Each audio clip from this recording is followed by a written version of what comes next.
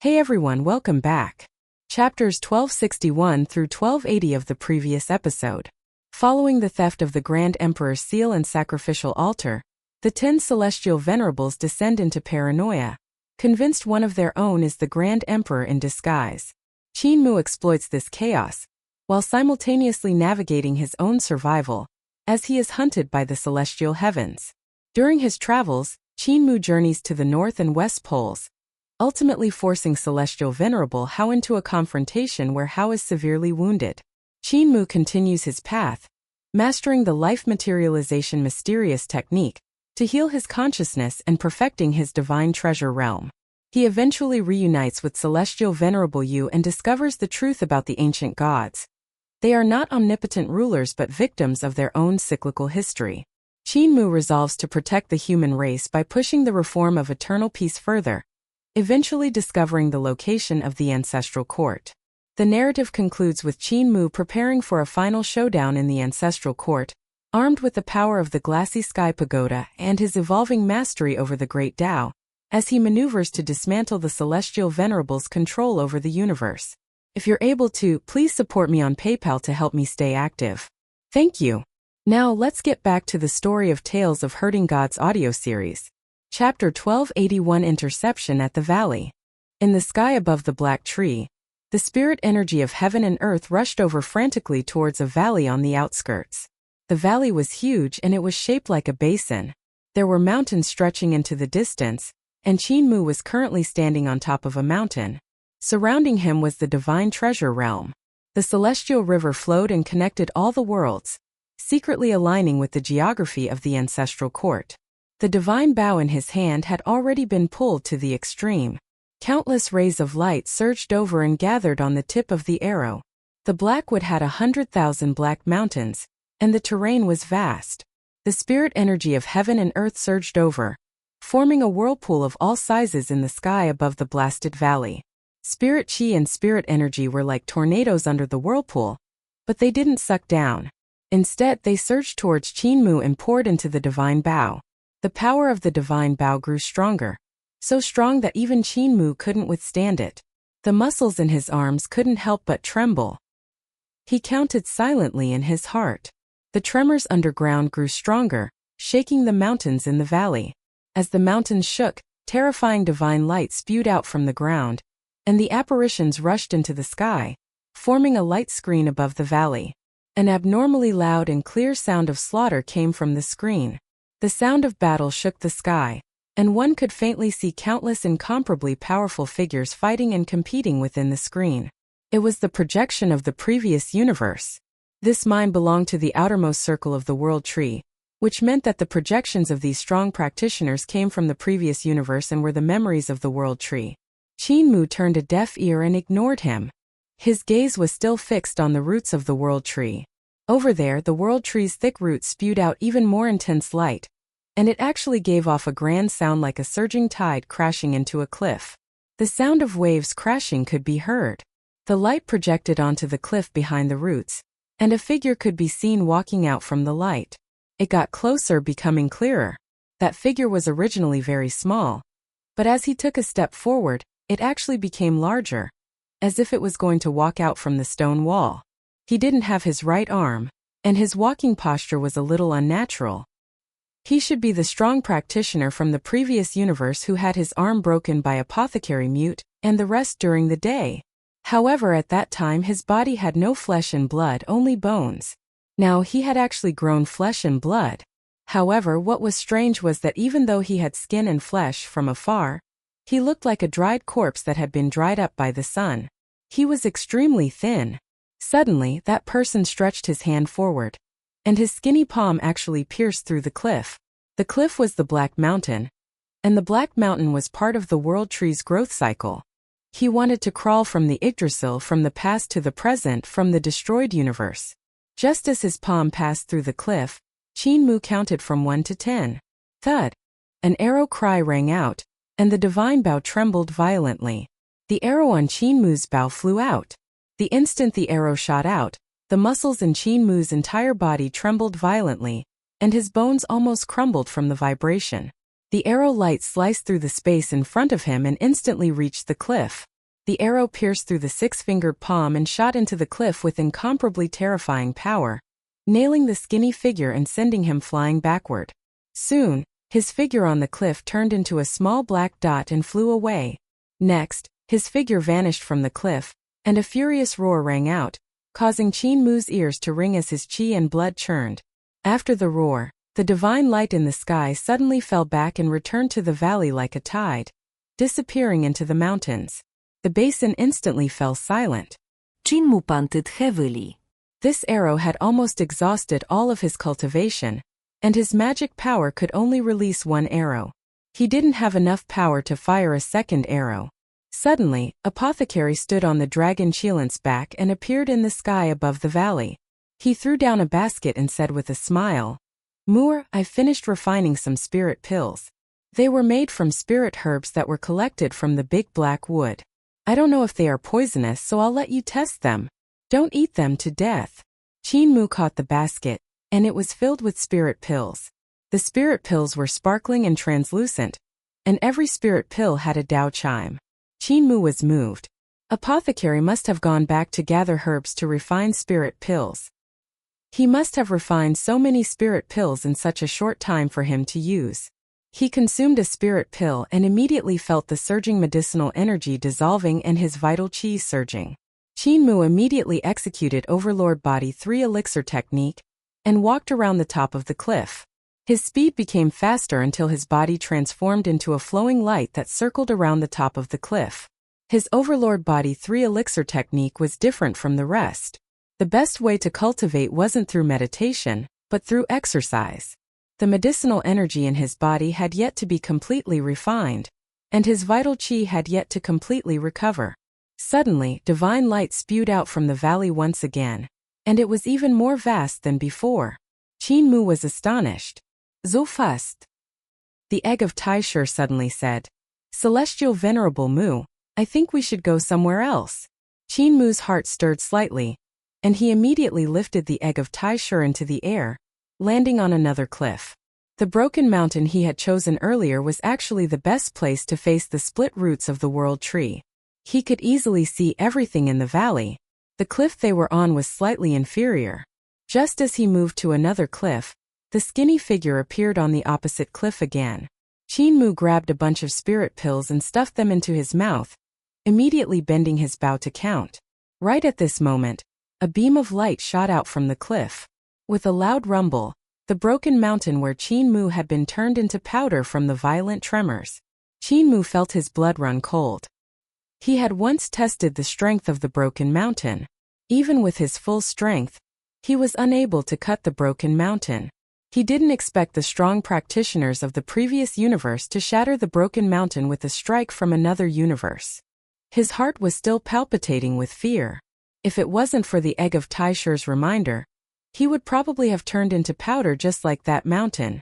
8, 9, 10. Qin Mu shot out another arrow. A furious roar came from the cliff. The strong practitioner who had tried to climb from the previous universe to this era was shot back to his own era by his arrow. Qin Mu panted heavily and endured the spasms in his muscles. He immediately ran and executed Overlord Body 3 elixir technique. When he recovered a little, he immediately moved to another mountain peak. Taishur said, "Celestial Venerable Mu, the height of this mountain is similar to the one just now. It's very dangerous." Qin Mu's heart stirred slightly. He rose into the sky and brought the egg of Taishur to a higher mountain peak. Boom! The abnormalities in the valley reappeared, and a fan-shaped rainbow light suddenly shone from the cliff, flattening the mountains in the surroundings. The mountain Qin Mu was on was severed in half. Thud! Qin Mu shot out an arrow and shot that terrifying existence back to his era. An incomparably furious voice came from the cliff as it roared continuously. It was obvious that it was abnormally furious. "Dao brother Taishur, you are truly experienced." Qin Mu couldn't help exclaiming in admiration. What's the next step? The mountain range in the valley had been shaved by that terrifying existence, and the next attack would probably be even sharper. "Where's your lantern?" Taishur said. "That existence's cultivation is extremely terrifying. His next attack will be even more ruthless and will cover the entire valley. There's no place for you in this valley, only that lantern can be hidden. Qin Mu acknowledged and took out Celestial Venerable Yu's lantern, hanging it on a cliff. Indeed, with this lantern, no matter how that terrifying existence attacked, it couldn't hit Qin Mu's body. In the valley, Qin Mu shot out arrow after arrow, forcing that terrifying existence back to his era again. Even with apothecary spirit pills, he still couldn't hold on. The skin on his arms exploded, and all the muscles in his body were almost shattered by the recoil from the arrow. His bones cracked again.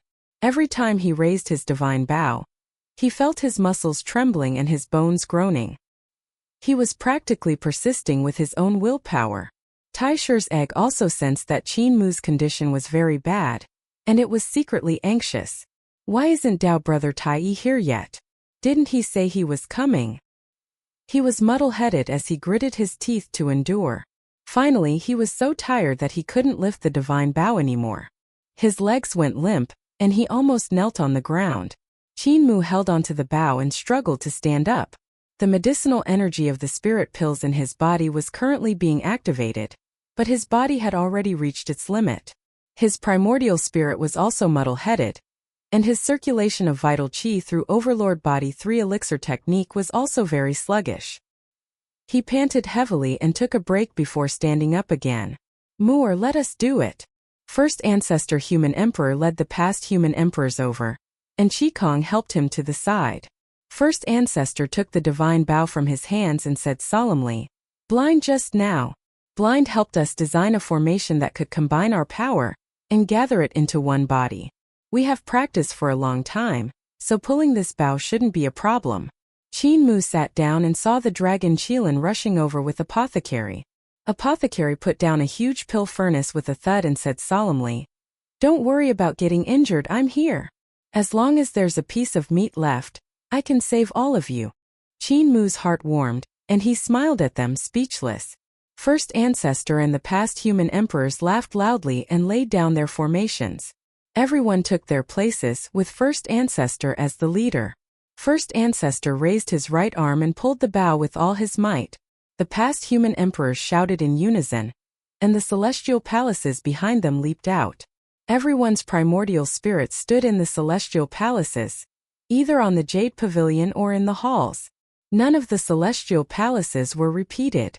Qin Mu's eyes lit up when he saw this, and he muttered, "Maybe after I finish eating disabled elderly village, I can still eat the human emperor of the older generation." First Ancestor Human Emperor's celestial palace also appeared on its own. The celestial palaces of the past human emperors were magnificent. They were connected together, and the great Tao interweaved with each other. It was actually going to form a grand occasion of the celestial heavens. Qin Mu's heart trembled violently. This was a formation that Blind had created. The formation wasn't to set up formations for everyone's movement techniques, but to set up formations according to the techniques of the past human emperors, and to set up formations according to their celestial palaces. Blind's formation was to fuse their celestial palaces together, to form a celestial heavens. The past human emperors each had their own strengths. With over 30 human emperors and First Ancestor, it was enough to form a system of the great celestial heavens. Of course, Blind's current formation was still very rough in Qin Mu's eyes. However, it had just taken shape and there were still many problems to solve. However, this kind of formation had already started to show its beginning and end. In the future, if it was continuously perfected, it would definitely evolve into a unique formation that had never been seen before. At that time, Blind would be worthy of being the #1 in formation skills. First Ancestor Human Emperor shouted and shot out an arrow. The skinny figure in the cliff had just stretched out his palm when he was shot back. However, the past human emperors had also suffered the backlash from the divine bow. Their qi and blood churned from the tremors, and crackling sounds came from their bodies. Human Emperor Lanpa and the rest had weaker corporeal bodies, and their skin had even exploded from the impact of the divine bow, causing blood to flow out from the corners of their mouths. Qin Mu was so powerful, yet he couldn't withstand it, let alone them. Apothecary swam around quickly and handed spirit pills and miraculous medicines to everyone. He said solemnly, "Don't worry, he won't die. You guys hurry up and activate the medicinal energy. Prepare for the next attack. Everyone silently refined the medicinal energy and waited for the second confrontation. They had originally seen how easy it was for Qinmu to force back the skinny figure in the stone wall, but only when they truly got started did they know how terrifying the pressure Qinmu was enduring was. Soon after, divine light rushed into the heavens in this valley, becoming even more terrifying. First ancestor human emperor led the past human emperors to pull the divine bow again to intercept that terrifying existence, shooting him back into his era again. Finally, the past human emperors couldn't hold on anymore and collapsed one after another. Even first ancestor human emperor couldn't hold on. Jiang Yunjian led many juniors over and bowed. Godfather, let us try. Qinmu shook his head and stood up shakily. He said indifferently, Yunjian, even though you guys are very strong, when facing such an existence you guys don't have any strength at all. Go down. Jiang Yunjian and the rest had ashamed expressions. Qinmu recovered some strength and was about to pull the divine bow back when Apothecary suddenly said with a smile, Muir, let us be the ones to deal with such an existence. You are also a junior. It's time for us old fellows to make a move.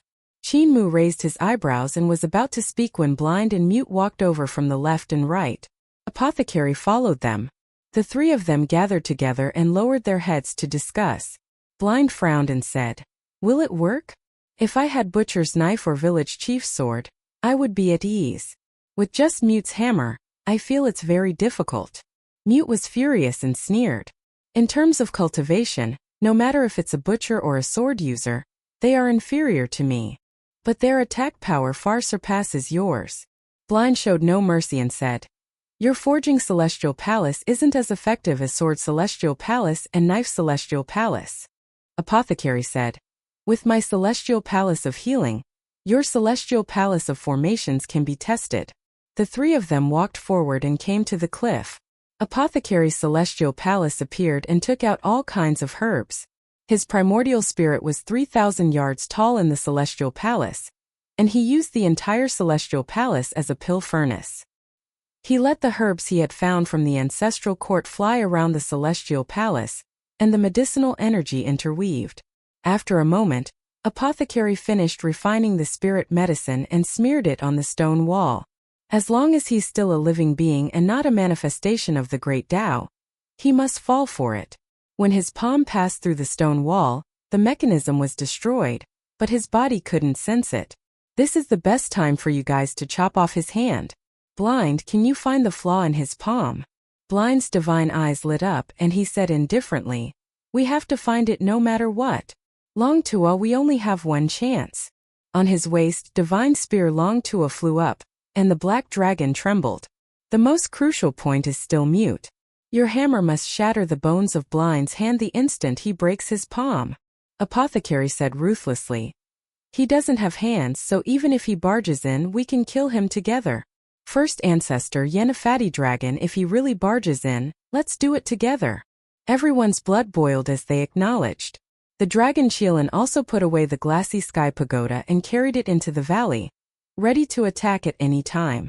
A sigh came from the egg of Tai Shur, and the ancient god muttered, This bunch of greenhorns don't know how terrifying that existence is.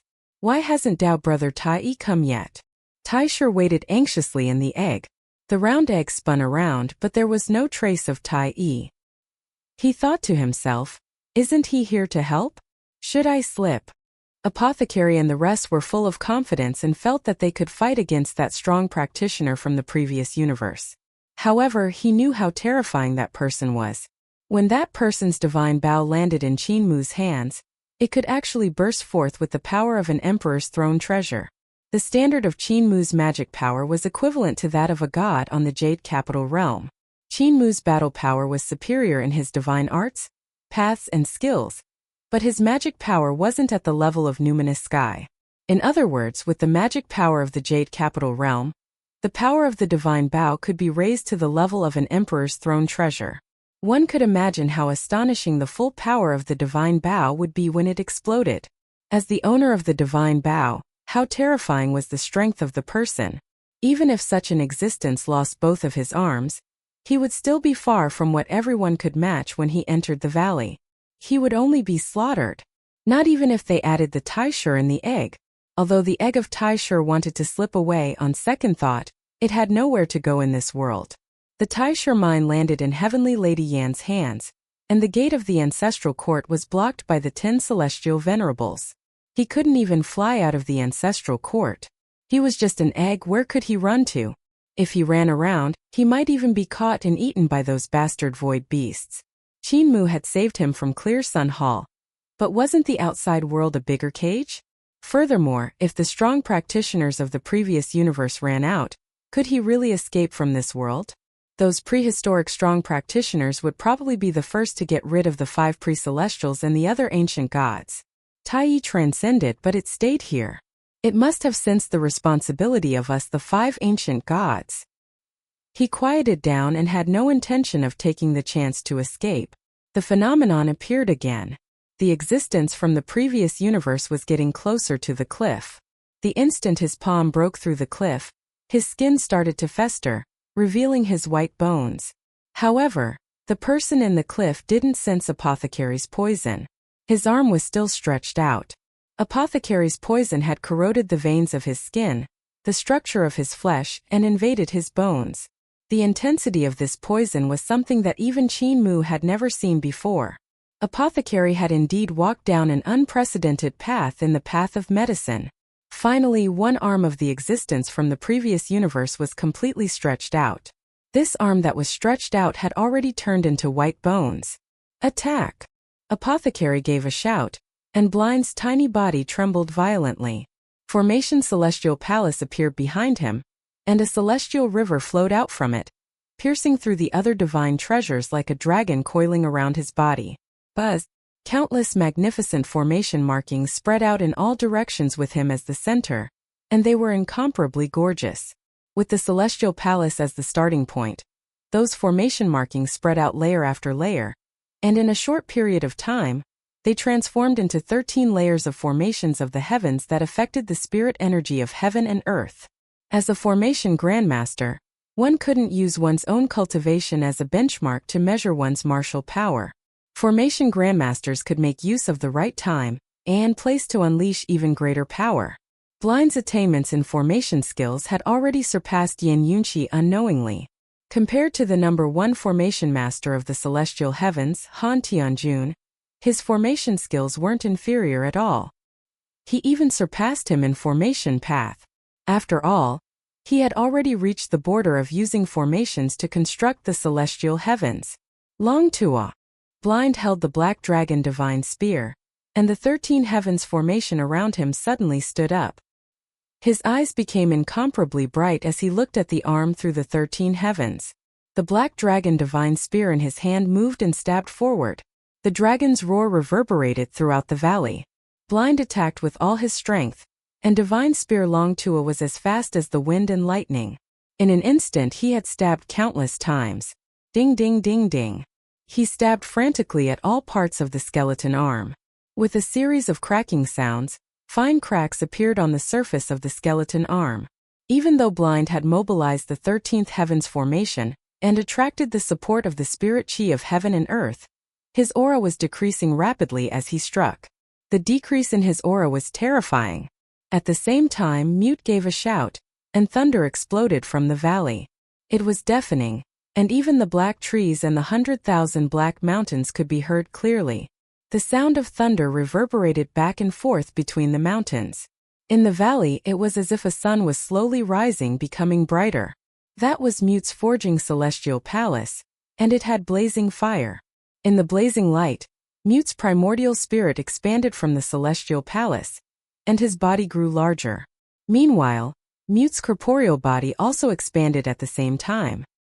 He was originally an old blacksmith that looked like he had experienced the vicissitudes of life, but now his muscles were ferocious and his corporeal body was strong. His corporeal body and primordial spirit gradually overlapped. In the flames, the giant raised his huge hammer, and the blazing firepower that was like the sun actually flowed into his huge hammer. Mute smashed his hammer down, using microscopic forging and macroscopic forging. Who said that blacksmiths could only forge? Not only could Mute forge, he could also use incomparably violent methods to destroy other people's divine weapons. For forging he was a great master. For destroying divine weapons he was also a great master. His forging celestial palace was complete, and to others he was a walking human-shaped weapon. Destroying a divine weapon was even harder than destroying a corporeal body. Under his hammer, there was nothing that couldn't be broken. Boom! When his hammer landed, that arm instantly shattered, and countless shattered bones flew in all directions. Following that, the shattered bones continued to shatter under his terrifying strike. It was as though there were countless invisible giants wielding iron hammers, meticulously smashing every particle of the shattered bones. The hammer landed on the ground, and the valley shook violently. Mute raised his hammer and revealed a delighted expression. At the same time, Apothecary and Blind couldn't help smiling. They had finally succeeded. However, the next moment, their smiles froze on their faces. Even though the skinny figure on the cliff had both his arms broken, he was still walking forward. His face and one leg had already stepped out of the cliff. That face revealed an incomparably furious expression, and it started to fester. That was the effect of Apothecary's poison. The leg he took out from the stone wall was also festering, revealing white bones. Apothecary's poison was too fierce. Not only did it attack the corporeal body and destroy the bodily functions, but it was also targeted at his cultivation, causing the great Tao he had cultivated to disintegrate. The Tao chains broke, the Tao markings disintegrated, and the runes split into tiny particles that couldn't be separated. However, his abilities were too strong, and his face soon stopped festering. The poison on his leg was also forced out of his body. Blind tried his best to stab Divine Spear Long Tua into the ground, and formation markings burst forth. He pulled out Long Tua and pulled Apothecary back with one hand while Mute also retreated. At the same time, Yenner carried Celestial Venerable Yu's lantern and walked past them, activating the power of the lantern. The dragon Qilin spun the glassy sky pagoda, and the heavens of the pagoda opened up.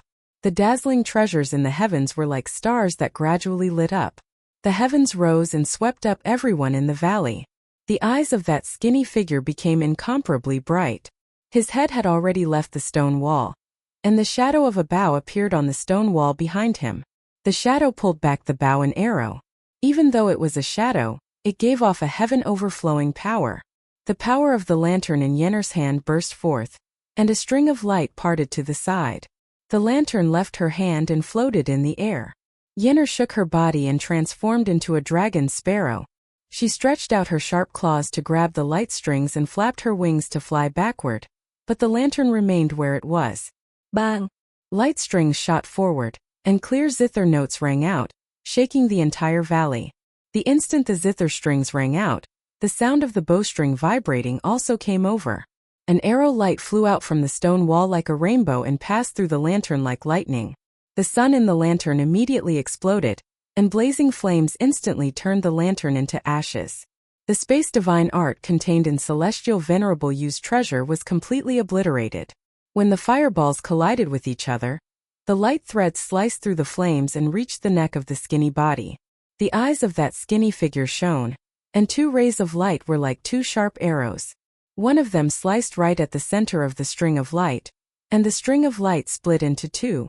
It flew past the two sides of his neck, leaving behind two trails of blood that nearly severed his neck. The divine light in the other eye chased after the dragon sparrow that Yenner had transformed into. When it reached Yenner's back, the dragon sparrow flapped its wings and flew up, but it couldn't dodge in time.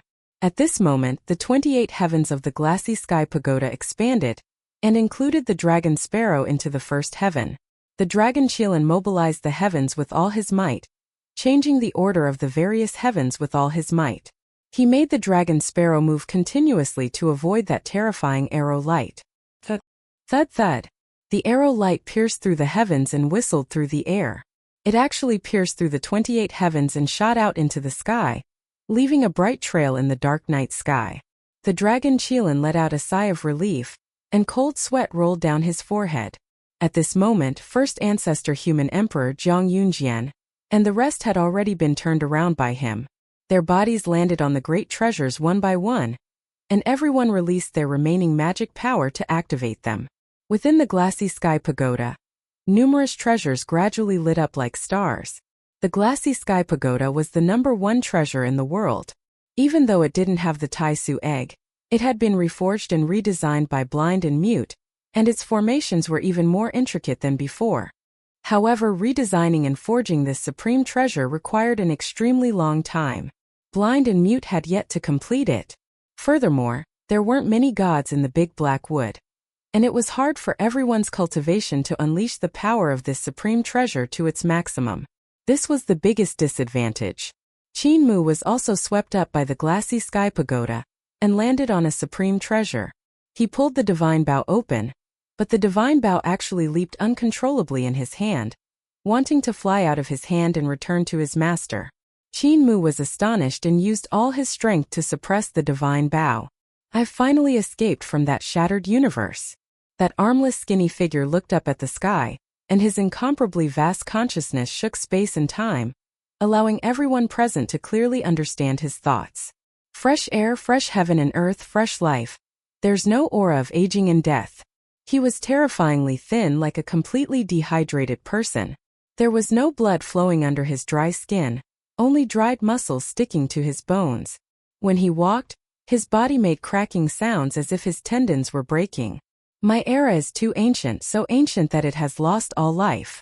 The particles that form the substance are disintegrating and collapsing. The great Tao that forms order is collapsing and losing its vitality. The calamity that destroys everything, it destroys everything. This place will become the place for me to start anew."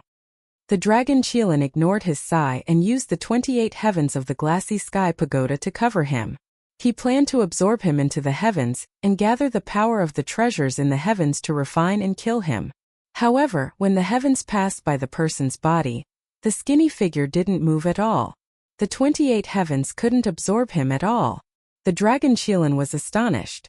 This was the first time he had met such a terrifying existence, and he had no idea what to do.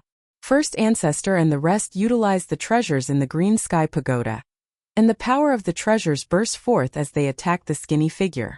The skinny figure had no hands, and his body was also extremely withered. His chi and blood were completely gone, yet he remained calm in the face of this world-shaking attack. "My blood has to start flowing again. My body has to start recovering. In order to resist the great calamity of destruction, I have exhausted too much of my strength. I need to replenish my strength." The skinny figure opened his mouth. His mouth was wider than his head and bigger than his head. He took a deep breath in the face of the terrifying attack from the 28 heavens, and the attacks whistled towards his mouth. Boom, boom, boom. Muffled sounds came from his stomach, and his stomach suddenly bulged, contracted, and bulged again. After a dozen times it finally calmed down. On the other hand, some blood chi had also recovered from his face. Everyone in the glassy sky pagoda felt a chill in their hearts. They could deal with this strong practitioner from the previous universe when he was in the stone wall, but after he walked out they couldn't. His power had reached an inconceivable level. He could even devour the precious treasures of the glassy sky pagoda to replenish his energy. "I need more chi and blood." The consciousness of that skinny figure surged out, and he suddenly opened his mouth to suck in a long breath. In the valley, everyone's primordial spirits wavered, and their primordial spirits were almost sucked out of their bodies. Everyone stabilized their primordial spirits to resist the terrifying suction force, but their chi and blood flew out uncontrollably. Qin Mu said loudly, "Use Heavenly Devil Creation Technique to seal your 100 apertures." Many experts of the younger generation immediately executed Heavenly Devil Creation Technique, and their fingers moved quickly to seal their chi and blood. However, their chi and blood were sealed, and their cultivation couldn't withstand it. They were pulled up by the suction force and involuntarily flew out into the sky. The dragon Qilin hurriedly activated the glassy sky pagoda and turned the various heavens around, leaving these people in a fluster. The other experts of the older generation, such as Blind, Apothecary, and First Ancestor, had never cultivated Heavenly Saint Cult's Heavenly Devil Creation Technique. Their chi and blood lost control and flowed out rapidly. The chi and blood above their heads spewed out like long arcs as they were sucked up by the skinny figure. Qin Mu had a grim expression as he grabbed onto the divine bow tightly. He flew around the various heavens and used Heavenly Devil Creation Technique to seal First Ancestor, and the rest to prevent their qi and blood from flowing out. However, before he could seal the qi and blood of the experts of the older generation, the younger generation couldn't withstand it and their seals exploded one after another, causing their qi and blood to surge violently. Qin Mu couldn't help feeling a hint of despair. Didn't Dao brother Tai Yi say he was coming? Why isn't he here yet? At that moment, he suddenly saw the egg of Tai Shi being sucked up by the suction force and flying out of the glassy sky pagoda. The ancient god egg seemed to be unable to withstand the long inhalation of the skinny figure, and it couldn't help but fall into the mouth of the skinny figure. Qin Mu gave chase, but he was still a step too late. The Tai Shi egg fell into the mouth of the skinny figure, but it was too big. It was stuck in the man's throat and couldn't be swallowed. The skinny figure didn't mind. The qi of Tai Shi in the egg flew away and was swallowed by the skinny figure. The energy in the egg of Tai Shi was much more than he had imagined, and it frantically surged into his body.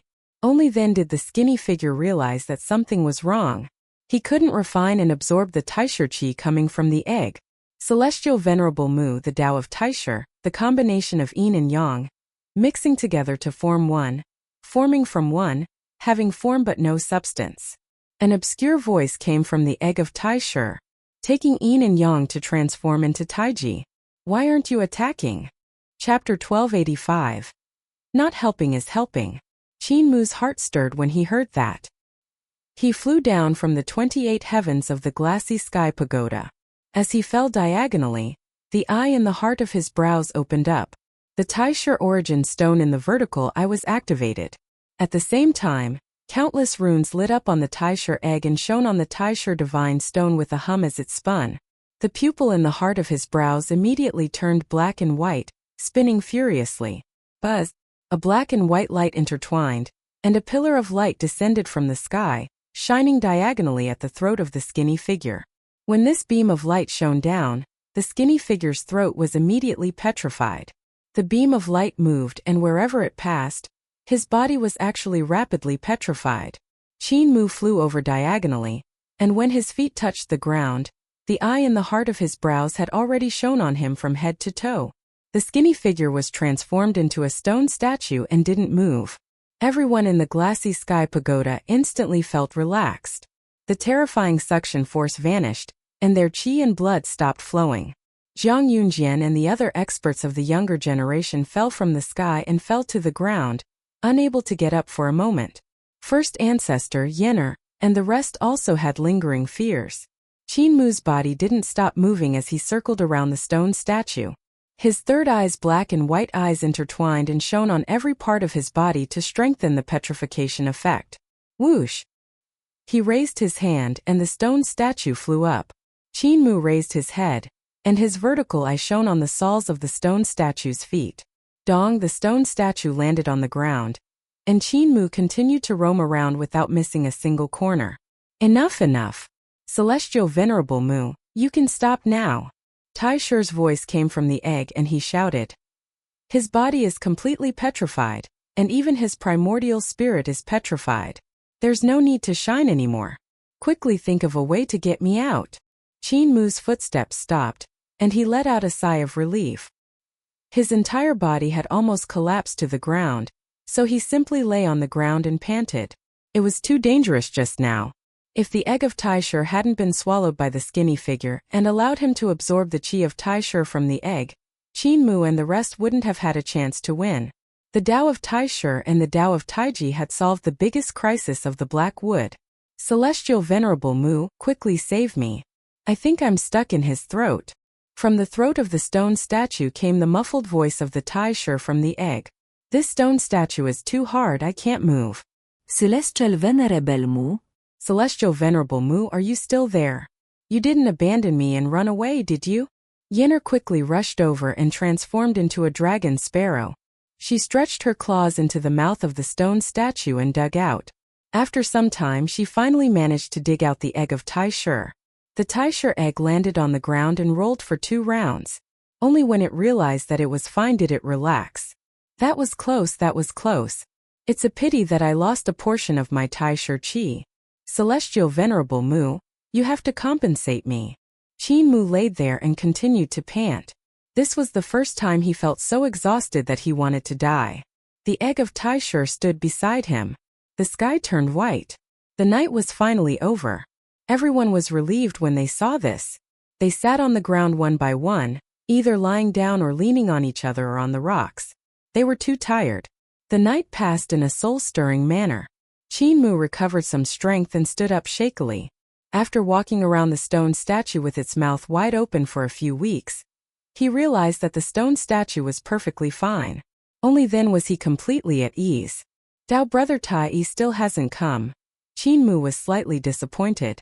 If you believe in him, you might as well believe in Taiji, that fellow who doesn't know what he's talking about. Taisher said. He must be shivering somewhere. Qinmu broke into laughter and shook his head. Apothecary was busy treating everyone's injuries, and everyone finally recovered. That night was too dangerous. They still had lingering fears when they recalled it. They climbed out of the valley, and when the sunlight shone on them, it was actually so bright and beautiful that it intoxicated them. It's good to be alive, Mute sighed ruefully with his eyes narrowed. Qinmu looked into the distance and saw a few huge black mountains splitting open, giving off pure white gas. A youth carrying a bucket was rushing over. His face turned black and he walked forward. The youth put down the bucket and said with a smile, "Celestial Venerable Mu, good night? Now you should know what's buried under this black tree, right?" Qinmu stood beside him and was silent for a moment before saying, "Dao brother said he was coming to assist. I only said I wanted to help. I didn't say I would do it myself." The youth took out the willow branch from the bucket and sprinkled water on the cracked black mountain. "I'm cheering for you guys from above, and I'm also helping." Qinmu was speechless from anger. Just as he was about to speak, he saw the cracked black mountain slowly closing up. The best way to help you is not to help you repel the strong practitioners of the previous universe, but to help you realize who the enemy you are facing is. If you occupy the big black wood and become its owner, you will have to face all of this. The youth Tai said as he splashed water, "If you don't even realize this, how can you help me stop the invasion of these prehistoric monsters? There are extremely powerful existences among them that can even create void beasts and send them here. They are unscrupulous in order to enter this universe. If you can't even pass the small test last night, then you have no right to occupy this place." He handed the bucket and willow branch to Qinmu and said with a smile that was yet not a smile, "Celestial Venerable Mu, Master of the 100,000 Black Mountains, your mountain has split open, so repair it yourself." Qinmu took the bucket and willow branch and followed his example, sprinkling them into the cracks of the Black Mountain. There was a terrifying sight in the cracks of the Black Mountain. It was as if some terrifying creature was crawling out from inside, leaving behind the marks left behind by its sharp claws. "There's another reason why I didn't show up last night." The youth Tai guided him on how to sprinkle the water in the bucket to repair the Black Mountain while continuing. "That's Dao friend Taisher. Dao friend Taisher has been suppressed by Tai Chu for so many years after all. His mind is no longer pure. The person he admires the most isn't me, but the Tai Chu that suppressed him." Qinmu listened quietly. He wants to become another Tai Chu, the ruler of the entire universe. The youth Tai said. The conversation he had with Tai Su in the heart of your brows was actually about how to extricate yourself from your grasp, how to take back your mind, and how to work together to control the world in the future. They even discussed how Tai Su would become the emperor and the empress. Qinmu stopped and thought about it. He said with a smile, "That's how it should be. I've been guessing what he and Tai Su had discussed and have long prepared for the worst." The youth said easily, "If I had helped you last night, would Taisher have helped you?" Qinmu was stunned and looked into the distance. The egg of Taisher was placed on a mountain by Yenner, who liked to take care of people. The diligent dragon sparrow was searching for tree branches and leaves in all directions, planning to build a bird's nest for the egg and then squat on it to hatch it. Qinmu couldn't help shaking his head and laughing. The current Taisher is no longer the Taisher that escaped the suppression of the Tai Chu. He is slowly being influenced by you. The youth said too easily, "This is a good thing." He has already realized that this universe has nurtured him and given him his duty. The desire and ambition in his heart are gradually fading. "Look, he's very peaceful now." Qin Mu looked over and saw that the egg of Taisher had slipped away secretly when Yenner didn't see it. It was then caught by the diligent Yenner and stuffed back into the nest. If I help you, Taishu will become another celestial emperor Taichu. When he comes into being in the future, he will be even more evil than Taichu. The youth said indifferently, "That's why I chose to help you." Qin Mu bowed in thanks. He had come in anger, but now his anger had completely vanished. Dao brother Tai Yi, the strong practitioners of the previous universe weren't difficult to deal with. Do you have to be so careful? He voiced the doubts in his heart and said, from the abilities of that strong practitioner, even though they are exquisite, they are still slightly inferior to the abilities of the 10 celestial venerables. That's because he hasn't recovered to his peak state. When he's back to his peak state, his abilities aren't inferior to the 10 celestial venerables. The youth said, furthermore, he isn't the strongest existence in the previous universe. In the previous universe there were existences stronger than him. These existences imprinted their Tao skills in the ultimate void, and are undying and indestructible. Only when the universe is destroyed can they die. These existences are even stronger than the current 10 celestial venerables. Qin Mu shuddered. Do you know what's under this tree root? The youth said with a smile. You only saw one vein of ore. This 100,000 black mountains and 16 rings of year can only be found in the outermost layer. There are thousands of veins. He stopped Qin Mu and stretched a finger into the bucket, holding a crystal clear drop of water with his fingertip. You have the strongest divine eye, but you still can't unleash the power of the grand primordium, Taiji and earth count. This drop of water can let you see the situation underground. He dripped the drop of water into the vertical eye in the heart of Qin Mu's brows, and Qin Mu felt his eyes brighten up. The great Tao contained in the Taiji origin stone, and the Taichu egg instantly became incomparably clear and cheerful. Even on the Qin word land, numerous great Tao of Yudu appeared, and they spread out like the membrane of the pupil. He looked underground and instantly saw the outermost layer of the 100,000 black mountains. There were incomparably thick mines that were attached to the roots of the world tree. Some mines weren't far from the surface, while some were buried deep underground. Those mines were like the roots of the world tree, extending in all directions. The further down they went, the older they became. In the mine, all kinds of multicolored lights flowed and surged. It was even a little dazzling. Qin Mu's voice was hoarse. What's in the mine? Didn't you already meet him? The young man said leisurely. The ore veins on the outside are the strong practitioners of the previous universe. They wanted to come here and infiltrate their weapons or great Tao first. Over time they formed ore veins under the black wood. The one you met last night was just a small fry. The real big shots are still behind. Look at the other rings of the world tree. Qin Mu did as he was told and looked at the second cycle of the 100,000 black mountains. He saw that there were also mines that led in all directions underground, but most of them were already empty. Those mines became mine after mine, and even though the number of mines wasn't as high as the outermost area, there were still 1 to 2,000. He then looked at the third ring of the year. There were also mines that had been emptied out, and the number was much lesser. The closer they got to the inner area of the world tree, the fewer mines there were. There was no mine in the center of the circle, and there was only one mine in the outer layer. This showed that in the original universe, a strong practitioner had come to the next universe through the world tree, raising this wave of sneaking through, causing the strong practitioners of the universe to imitate him. In the end, when they reached this universe, thousands of mines were formed, and thousands of undying and indestructible experts were smuggled in. They are parasites. The youth said too easily. However, there are some abnormally terrifying existences among them. If I wasn't forced, I wouldn't have severed the world tree and burned it. Even so, I can only delay them temporarily and can't stop them from descending. Qin Mu clenched his fists and suddenly loosened them. It might not be a bad thing for them to come in. Everyone has the instinct to survive. These people have experienced the destruction of the universe, so they might be easy to talk to and shouldn't be reckless. You're wrong again. The youth said too easily. The reason why I said they are parasites is because of this. Look at the first cycle of the world tree, it has experienced 800 billion years. And at the outermost cycle, there are only 600 million years left, And each cycle is fewer than the previous one. It's these damned existences that are not dead that are causing the new universe to be destroyed even faster.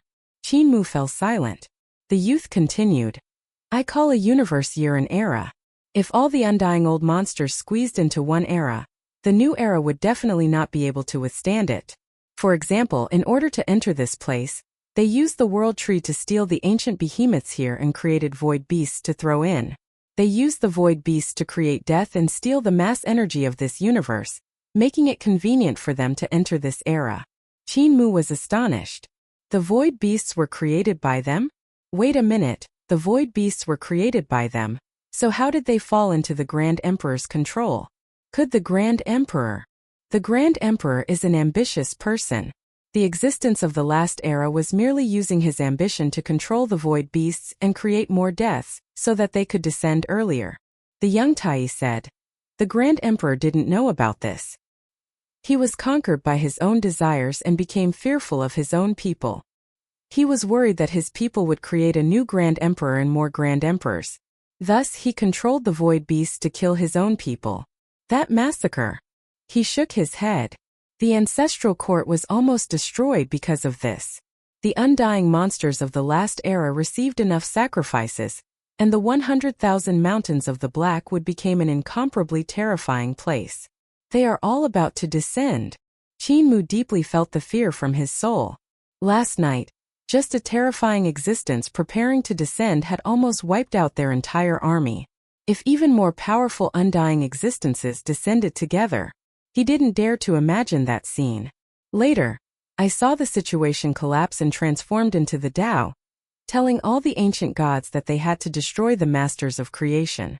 If they didn't, the entire universe would be destroyed. The youth Tai said plainly. The ancient gods Taichu, Heaven Duke, Earth Count and Mother Earth heard my call. The war between the masters of creation and the ancient gods erupted because of this. Qinmu stared at him with his eyes wide open. The battlefield isn't in the ancestral court, but in the starry sky of the outside world. I'm afraid that the dead will become nutrients for the big black tree. The ferocity of that battle is number one in history. Any battle after that, even if it's the combined battle of Dragon Han, the battle of Crimson Light's destruction, or the battle of High Emperor's annihilation, will be far inferior. The youth said indifferently. In the end, the masters of creation were defeated, and the remaining masters of creation moved to the Great Void. I told Taichu and the rest that there was a great terror in the ancestral court and that they couldn't enter. I told them to seal the ancestral court. They left the sacred ground and sealed the ancestral court, imprisoning the void beasts. I was the only one left here. I used hundreds of thousands of years to seal the undying existences, preventing them from entering the ancestral court. Qinmu was silent for a moment before saying, until founding emperor split open the celestial heavens and caused a crack to appear in the seal. The young Tai nodded and said, when the 9 celestial venerables descended and the grand emperor once again controlled the void beast to massacre 100,000 black mountains, the seal loosened again. The underground mine wasn't dug by you, and the divine bow wasn't taken by you. However, you shouldered the responsibility and took the initiative to face the existence of the previous era. Therefore I think, he paused for a moment, as the owner of the 100,000 black mountains, you can carry even more. Qinmu's face instantly lost all color, and his face turned pale. He said with a trembling voice, Dao brother Tai, don't joke around. How can I carry it? I'll summon my family of old and young to move immediately. The youth Tai looked at him with a smile that was not a smile and didn't stop him. Qinmu waited for a moment and saw that he didn't stop him. He didn't leave either. I know you very well, Celestial Venerable Mu. The youth smiled and said, back then, when you were still studying in disabled elderly village, I transformed into a hen dragon and observed you for many years. Celestial Venerable Mu, in this situation you definitely won't be afraid. Instead, you will be even more curious. Qinmu was disappointed. He had a feeling that he had been seen through. The youth said, if it was anyone else, hearing about the Great Terror here, or even seeing the Great Terror of the previous universe being destroyed, would be enough to destroy his Tao heart and make him completely collapse. However, the last time you brought Tai Su to the previous era and personally experienced the destruction of the universe, You didn't have any obstruction to your Dao heart after returning. Instead, you were prepared to find Tai Su to kill her. Qin Mu said with a smile. The past can't be pursued. Cherish the present and the future. This was taught to me by disabled elderly village. He became curious again and asked, Dao brother really transformed into a hen dragon? The young man nodded helplessly. Qin Mu said excitedly, Then during the new year, were you sent to the dining table by us? The youth Tai became even more helpless and nodded his head. It was blind who did it. He said I was the fattest and you guys ate happily. Let's not talk about this, you definitely won't leave the Black Mountain. Since you won't leave, what will you do? Qin Mu's eyes lit up, and he suddenly clapped his hands. He said with a smile, Of course we have to continue mining. There's gold everywhere here, and if we dig out the ore veins that existed in the previous era, it will be wealth enough to strengthen eternal peace. The youth was speechless. Qin Mu continued to say, Bring their treasures over as well. Every one of their treasures must be of high quality, so they naturally won't be willing. That's why I need to refine a treasure to cut off their hands. The youth was stunned for a moment. If they crawled over from the previous era, then kill them. Qin Mu didn't care and said with a smile, It's not a big deal to kill whoever comes. With your seal here they can't just crawl out, right? The youth sighed easily. If the ancestral court becomes a battlefield again, I might really let them crawl out. At that time even I won't be able to suppress them. Qin Mu laughed loudly, full of confidence. The 10 celestial venerables are restraining each other. So who would dare to make a move in the ancestral court? There's also Celestial Emperor Tai Yi, Earth Count, and Heaven Duke who know how dangerous the ancestral court is, as well as Celestial Empress and her sister. They won't make a move. Dao brother Tai Yi, you are worrying for nothing. As he spoke, Jiang Yunjian flew over. Foster father. An envoy from Heavenly Lady Yan is requesting an audience. Qin Mu's heart stirred slightly, and he stuffed the willow branch and the small metal bucket back into the youth's hands. He said with a smile, My business is here, Dao brother Tai Yi, you can patch these black mountains yourself. The youth held the willow branch and the bucket helplessly as he watched him leave. Just as Jiang Yunjian was about to slip away, he was stopped by the youth Tai Yi. He could only stand there obediently and take the willow branch and the small metal bucket from Tai Yi's hands before unwillingly mending the heaven and earth. In the beginning, repairing the Black Mountain was very interesting and fresh. However, in the few years after Qin Mu left, they were the ones who had helped Tai Yi repair the Black Mountain and were already sick of it. Heavenly Lady Yan's envoy was Xiao Hongsu. She brought along Heavenly Lady Yan's invitation and bowed. Celestial Venerable Mu. Heavenly Lady is here to invite Celestial Venerable to come. Xiao, wait a moment. Qin Mu found the egg of Taisher, which Yenner had placed in the nest to hatch. Beside the egg were fresh flowers that formed a ring. Because the void beast was being controlled by the dragon Qilin, the ancestral court had gradually regained its vitality. Flowers, and trees had also grown out. The egg of Taisher felt as if a heavy burden had been lifted off its shoulders, and its attentive care for Yenner was truly unbearable. It hurriedly left with Qin Mu, and Yenner even felt a little regretful. The dragon Qilin hurriedly followed up and said, Cult Master, I have been controlling the void beasts to practice these few days, and I have obtained many treasures. They are all in the treasure vault of our 100,000 holy mountain. Cult Master, if you have the time, take a look. He revealed an expression of anticipation. Qin Mu said with a smile, I'll go to Heavenly Lady Yan's place for a meeting first. I'll take a look when I'm back. That's right, Dragon Pai, the Grand Emperor has revived. In the future, he will definitely take back the Void Beast Mother and control the other Void Beasts. There will probably be a disaster in the ancestral court. Ask Tai Yi more questions and see what plans he has. Grand Emperor? The Dragon Qilin shivered, and Qin Mu walked towards Xiao Hongsu. The Dragon Qilin immediately followed after him. Cult Master, aren't you going to take a look at your own treasure vault? Qin Mu was bewildered and said, This matter is urgent. I'll go negotiate with Heavenly Lady Yan and get some Grand Primordium Divine Stones back. When I'm back, I'll definitely visit the treasures you've collected. The Dragon Qilin saw that there was an outsider in front of him, so he had no choice but to shut up. He watched as he left with Xiao Hongsu and thought to himself, Grand Primordium Divine Stone? There are plenty of them in our treasury. The divine stones that Xiao Hongsu and the rest excavated were basically all snatched away by me and placed in our treasury. Counting the days, today is the day that Ancestral God King's territory transports the excavated treasures back to the celestial heavens. It's time for me to make a move. With a low roar, an incomparably huge void beast appeared from the depths of the void. The dragon Qilin jumped onto the back of the void beast mother and shouted, "Wake up your son, let's go rob." That void beast mother was even more powerful than before, and her body was several times larger. She shook the bone mountains on her body, and the air in the mountains of bones gave off a sharp whistle. Countless void beasts appeared from the void, carrying the dragon Qilin and the void beast mother. Qin Mu sat in the carriage of Xiao Hongsu. The carriage was very fast, and it was Heavenly Lady Yan's carriage. At this moment, Qin Mu suddenly felt a ripple in the void. He pushed open the window and looked into the void. Strangely enough, ever since Tai dripped a drop of water on him, the eye in the heart of his brows could easily see through everything in the ancestral court, including the void. In the depths of the void, he saw countless void beasts running like wolves. In the center was a female beast with an even larger physique. On the mother beast's back, he even saw the dragon Qilin standing there. What is Fatty Dragon doing now? He was bewildered. Xiao Hongsu also looked out, but she didn't see anything. Even though she was a great expert on Emperor's throne realm, she didn't have eyes as powerful as Qin Mu's. What is Celestial Venerable Mu looking at?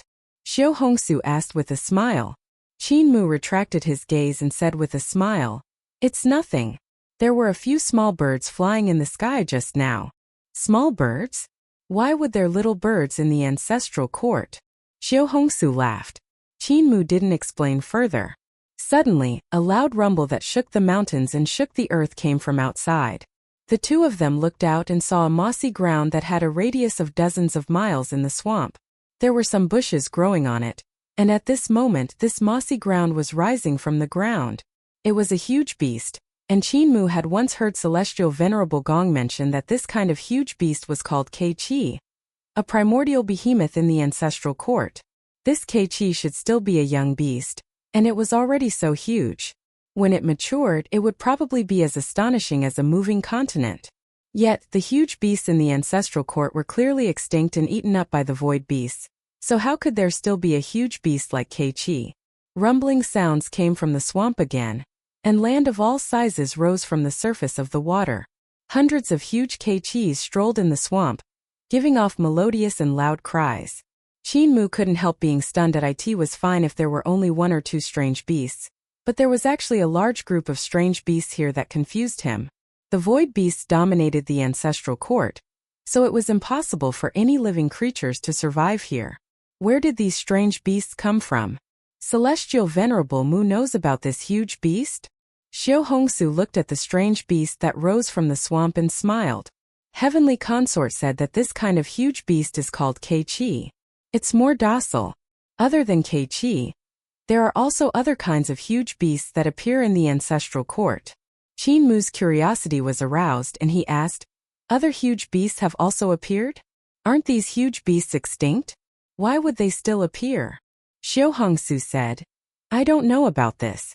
However, Heavenly Consort might know about it. I also asked her, but she didn't say." Qin Mu's gaze flickered and he thought to himself, could it be that the two ancient gods in the Taiji mine used the yin and yang qi to create all kinds of huge beasts in the ancestral court? However, looking at the way those two ancient gods handled things, they are petty and stingy. They shouldn't have exhausted their own strength to create so many huge beasts, right? If it wasn't done by the ancient gods in the Taiji mine, where did these huge beasts come from? Along the way, Qin Mu saw all kinds of huge beasts. There were huge beasts that had mountains growing on their backs. When they walked, the mountain wind blew past the mountains in caves on their backs, giving off whistling sounds. There was also someone lying on the mountain peak with wings spread out for 100 miles. When they saw their prey, they would spread their wings and glide in the sky to pounce on their prey. If they missed, these people would limp and use their claws under their wings to hook onto the mountain again. He also saw great vicious beasts, wind-smelling beasts, and even a Tai Pu. The Bodhi behemoth was an extremely terrifying creature. Its battle prowess wasn't inferior to the void beast, and it was even stronger.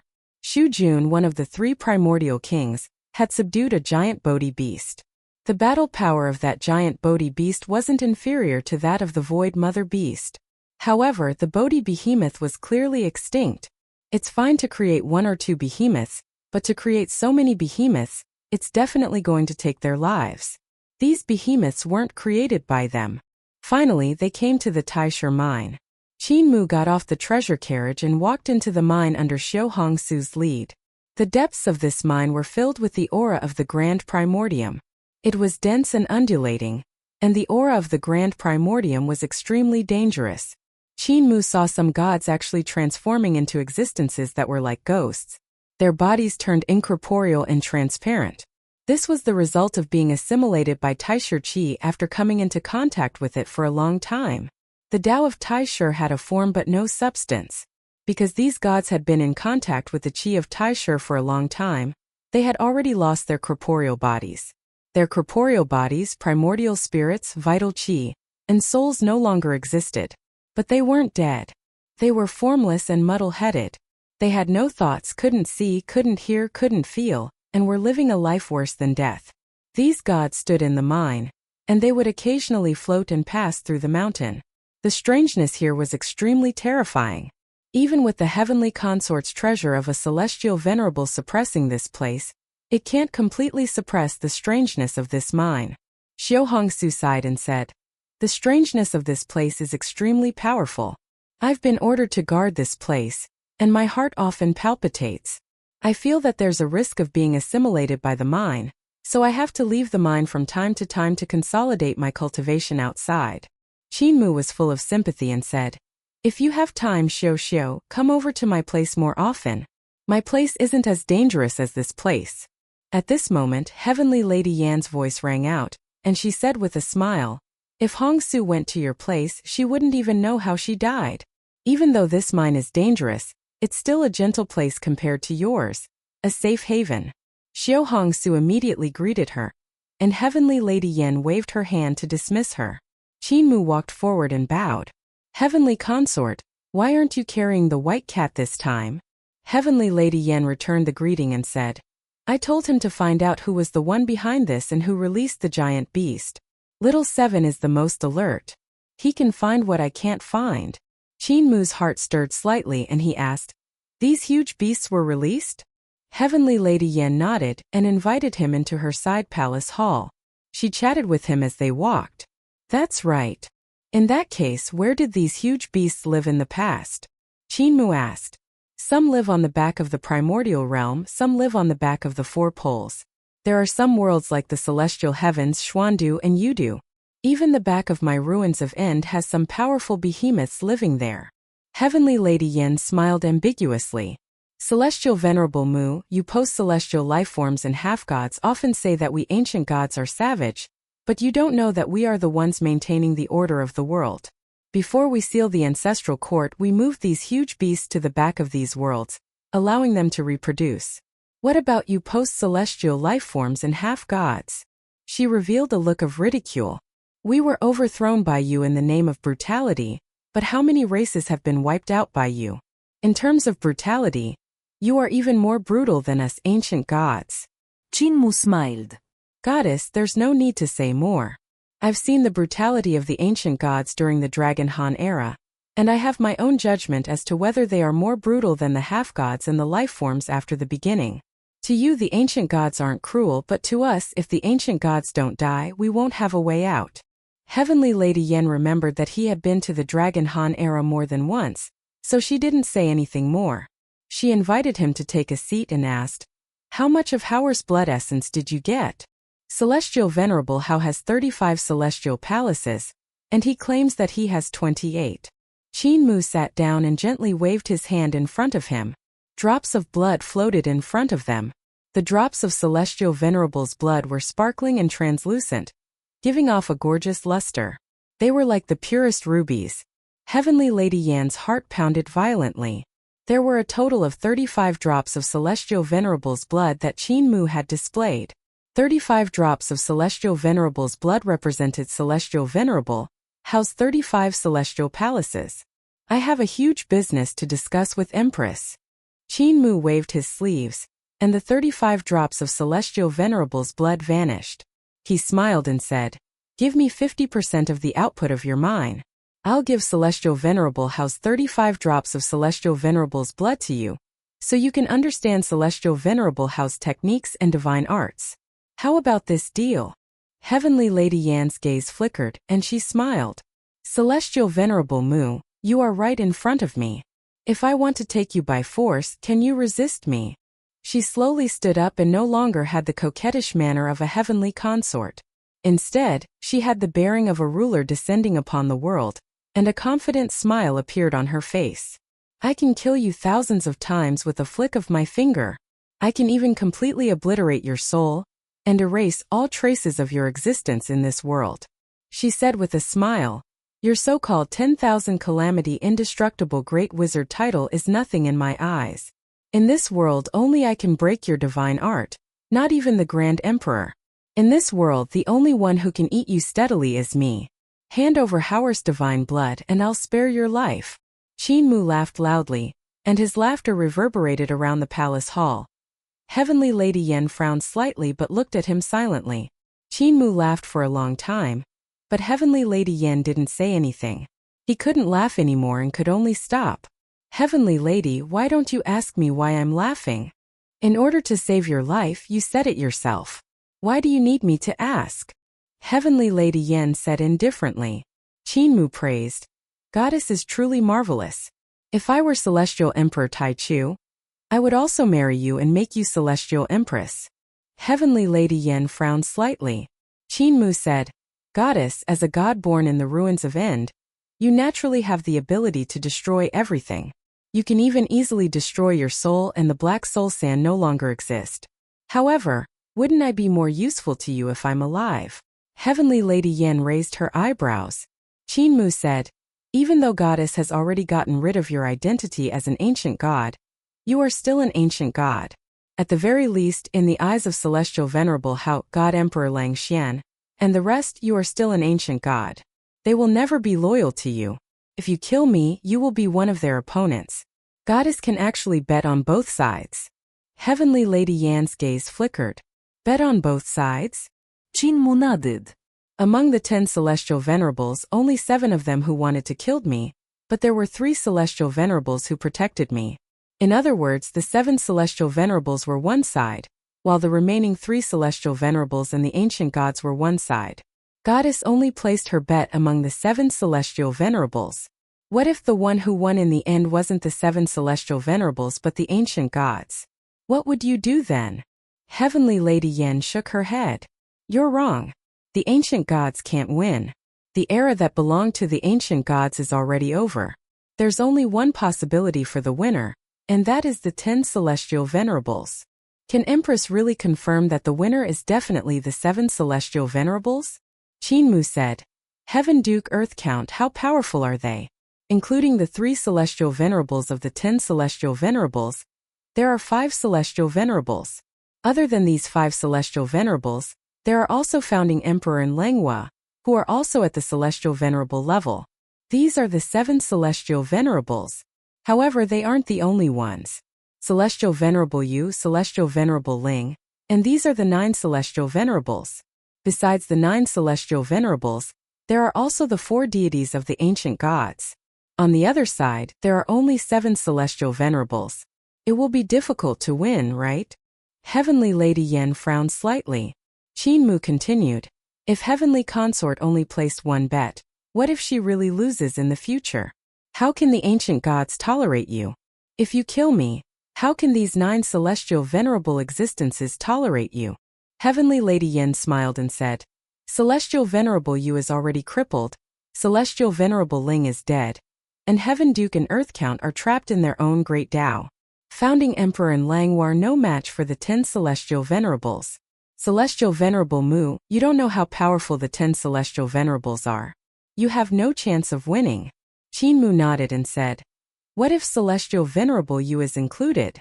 Heavenly Lady Yan's heart trembled violently. Her beautiful eyes blinked, and her gaze landed on his face as if she wanted to see through all of his thoughts. After a moment, Heavenly Lady Yen said indifferently, "Celestial Venerable Yu is already dead. He died 1,000,000 years ago and was buried by the Celestial River. But his coffin is empty, isn't it?" Qin smiled and said, "I was the one who took his corpse away and hid it in Yudu for 1,000,000 years. Goddess, don't forget that my title among the ancient gods is the 10,000 Calamity Great Wizard." Heavenly Lady Yan's body trembled, and she fell silent. Qin stopped talking. After a long time, Heavenly Lady Yen raised her eyebrows slightly and said softly, "In my heart, Taichu is not suitable to be Celestial Emperor. He is obstinate and self-opinionated, and his power is overwhelming. He needs to have all the power in his hands before he can be at ease." At that time it was about 1,000 years before the Dragon Han era. When I returned to my hometown to visit my family, I met a youth on the way, a charming human youth. He sat under a tree and comprehended the Tao. Qin listened quietly. "How noble is my identity! How gorgeous is my Fengluan! How grand is my carriage! Wherever I pass, heavenly flowers will rain down, gods will surround me, and all kinds of gods and small gods will kneel down to pay their respects. However, when I saw him, I couldn't help but make the carriage stop." Heavenly Lady Yen recalled the past and said with a calm expression, "He was entering the path and didn't notice my arrival at all. He just sat quietly under the tree. From his body, I felt a peaceful Tao rune that made me stand beside him and listen to him for a long time. I know how lowly humans are, but humans are about to rise." She revealed a disappointed and frustrated expression and said, "I seem to see the future, the decline of the ancient gods in the future, the prosperity of the human race, half-gods, and other races." At that moment, I had the intention to kill him. Heavenly Lady Yen was silent for a moment before saying, "At that time, he woke up from entering the path and stared at me with his clear eyes. My killing intent vanished. I invited him onto the carriage and treated him as an honored guest. We toured the 4 seas and headed to the ruins of En together.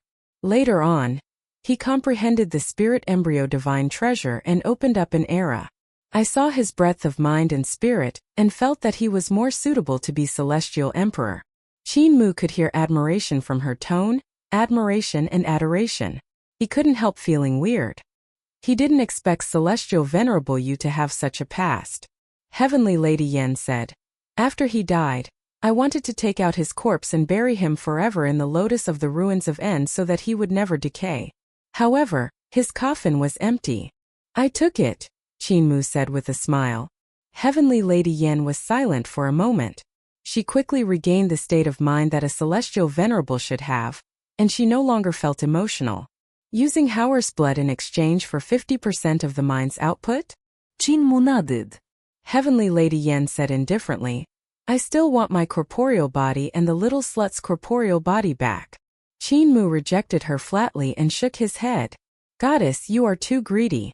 Celestial Empress' corporeal body and Mistress Yuanmu's corporeal body are so precious to me. You want to exchange a mere 50% for their corporeal bodies? Dream on. I can give you a Ju Wuchen corporeal body." Heavenly Lady Yen shook her head. "What's the point of keeping my and the little slut's corporeal bodies? Return them to me and I'll give you 50% of this mine. It's already a heavenly blessing. The masters of creation have dominated the universe for billions of years, just by obtaining the grand primordium mine. If you obtain half a mine, it'll be enough for you humans to dominate the world and become the leader of all races." Qin laughed loudly, but Heavenly Lady Yen didn't reply. Qin could only stop laughing and said seriously, "Goddess, if Celestial Empress' corporeal body and Mistress Yuanmu's corporeal body merge together, you should know how powerful they are. These 2 ancient gods' corporeal bodies are the key to obtaining the twin lotuses in the abyss of the ruins of End." Heavenly Lady Yan's gaze was murderous. The corners of Qin eyes twitched violently, and he regretted saying too much. Heavenly Lady Yen retracted her killing intent and said with a calm expression, "I can abandon the little slut's corporeal body, but my corporeal body must be returned. When I think of my body landing in the hands of an abomination like you, I have goosebumps." Qin muttered to himself for a moment before gritting his teeth. In that case, other than 50% output, I still want the raw stones in this mine. If Goddess agrees, I will return your corporeal body, and even give you Zhu Wuchen's corporeal body. Heavenly Lady Yan paced back and forth and suddenly stopped. With a smile that wasn't a smile, she said, I promise you. However, the raw stone is in the mine, so you have to dig it out yourself. If you have the ability, go and retrieve it yourself. If you don't, you will die in the mine. Celestial Venerable Mu, do you dare? Qin Mu clenched his fists and paced back and forth before stomping his feet. Deal. Heavenly Lady Yan's gaze flickered. I want my corporeal body back first. You can give me Hauersblood after you get the origin stone. Qin Mu immediately took out Celestial Empress' coffin and placed it in front of Heavenly Lady Yan. Heavenly Lady Yan waved her sleeves, and the coffin lid opened. She examined her body from head to toe. Other than Celestial Empress' corporeal body, the other body inside was Zhu Wuchen's corporeal body, the woman that Celestial Emperor Taichu had died for. Qin Mu had given Zhu Wuchen's corporeal body to her because he had ill intentions. His intention was to provoke conflict between her and Celestial Venerable Shao. Heavenly Lady Yan was well aware of this, but her conflict with Celestial Emperor Taichu was irreconcilable. Having Zhu Wuchen's corporeal body was just icing on the cake for her. Celestial Venerable Mu, which hand of yours touched my body? Heavenly Lady Yan suddenly asked. Qin Mu was astonished. Suddenly a ray of light flashed past, and Qin Mu's wrists broke. Which hand is no longer important. Heavenly Lady Yan said indifferently, just chop both of them together. I hate smelly men touching my body, except for pretty men. Qin Mu executed Overlord Body 3 elixir technique with a black face, and 2 new palms grew out. There's really no sense of achievement in chopping off your hand. Heavenly Lady Yan admired the 2 beauties in the coffin and said leisurely, you can enter the mine anytime to excavate the raw stones. After you die, I will enter the mine to take Hauersblood and other treasures from you. Qin Mu said solemnly, I need to prepare for a period of time. Every mine is incomparably dangerous. If I don't make sufficient preparations, entering it will be suicide. Up to you. Heavenly Lady Yan's thoughts suddenly entered Zhu Wuchen's body. The beautiful woman in the Emperor's coffin walked out of the coffin, looking like a young Langhua. Her every action was soul-stirring. Heavenly Lady Yan controlled Zhu Wuchen to spin in front of Qin Mu. Her dance was as light as a swallow, and her figure was alluring. Does it look good? Her gaze was indescribably charming, and her voice was filled with tenderness. Qin Mu stared straight at it and blurted out without thinking, nice. Stupid man. Heavenly Lady Yan suddenly retracted her thoughts and said coldly, none of them are good. Qin Mu was astonished. This Heavenly Lady Yan's character was truly strange. The thoughts of this woman were completely unfathomable. Just as he was about to walk out of the main hall of the side palace, a small general with silver armor and a silver spear walked in. He was handsome and looked at Qin Mu alertly before giving a snort. Qin Mu smiled. Little 7. The small general suddenly transformed into a white cat and ran past him. He leaped up, and Heavenly Lady Yan opened her arms. The white cat jumped into Heavenly Lady Yan's embrace and arched its back. Goddess, I have already found some clues regarding these huge beasts. He didn't continue and looked at Qin Mu with alertness. Heavenly Lady Yan took a glance at Qin Mu, but he had no intention of leaving. Instead he stopped and his ears grew bigger. It was obvious he didn't want to miss out on anything interesting. Little 7, Celestial Venerable Mu isn't an outsider. Please continue, Heavenly Lady Yan said. When the white cat heard this, it couldn't help showing hostility towards Qin Mu. The fur on its tail stood up, and it gave off a threatening whine. It then said, I found some scattered sacrificial altars in the ancestral court. These sacrificial altars are used to sacrifice and forcefully pull the huge beasts that live on the backs of the various worlds into the ancestral court. Even though the sacrificial altars are hidden, I still found some of them. On the sacrificial altar is the aura left behind by an old acquaintance of Goddess. Does Goddess still remember the massacre in Xuandu? Heavenly Lady Yan's heart stirred, and she nodded gently. Xuandu massacre?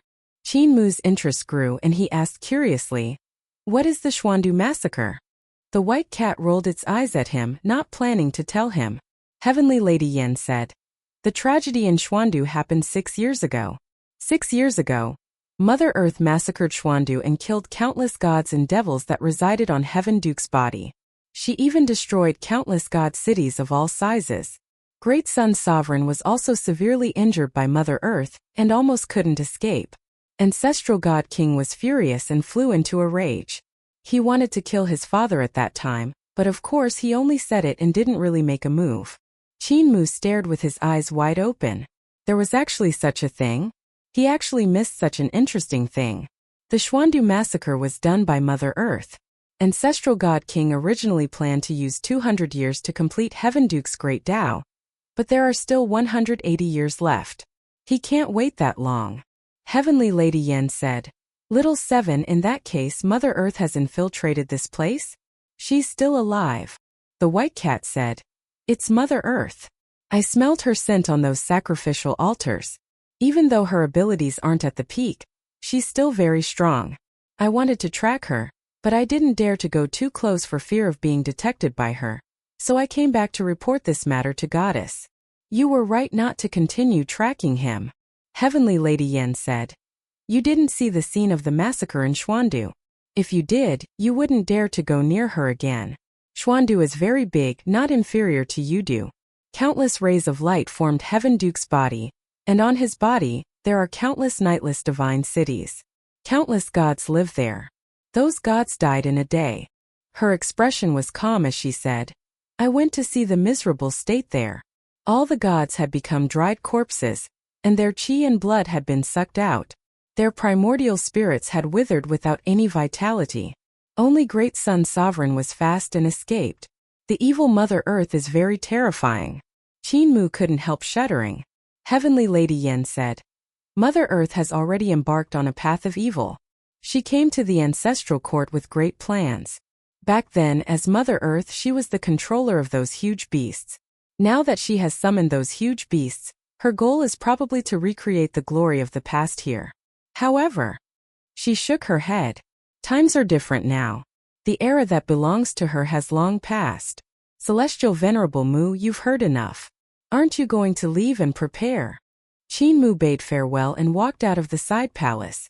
The White Cat said, "This brat." Heavenly Lady Yen pointed at the ground and said, "He's still listening."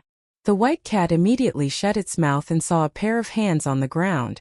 They were Qin Mu's hands, and they actually grew 2 ears. At this moment, his ears seemed to have heard their words. His ears twitched and the 5 fingers of the 2 hands actually flew up and down, escaping like a huge spider. Heavenly Lady Yen waved her sleeves, and her hands turned into ashes. "He's already far away, you can continue," the White Cat said. "I've heard that Mother Earth was harmed so miserably by Celestial Venerable Mu. Celestial Venerable Mu seized her cultivation and transferred it to Venerable Da. He then used a strange spell to destroy Mother Earth's Heaven Soul and Earth Soul. If news were to spread that Celestial Venerable Mu is here, then Mother Earth..." Heavenly Lady Yen shook her head. "There's no need. He's planning to enter the mine to retrieve the original stone, so he will definitely die. Why do I need to trouble myself to inform Mother Earth? I'm also annoyed by Mother Earth's temperament." The White Cat had no choice but to stop talking and lay down in her arms to take a nap. Qin Mu left Heavenly Lady Yan's territory, and the silent Taisher egg suddenly became restless. It grumbled, "Celestial Venerable Mu, why don't you just enter the mine to look for the raw stones? With me as the landlord, the mine won't be able to do anything to you. If I don't make any preparations and enter the mine directly, Heavenly Lady Yen will suspect that I have full confidence in obtaining the origin stone and suspect that you are beside me." Qin Mu said with a smile, "I'm taking a step back to advance so she won't doubt me anymore. Also, during this period of time I need to cultivate the path of Grand Primordium. Dao brother, you promised me that you would teach me the path of Grand Primordium. Now is the time." Without Celestial Venerable Yu's lantern, even if they use the teleportation divine art, they would still need several days to return to the 100,000 black mountains of the Black Wood. Qin Mu simply found a divine mountain to stay in.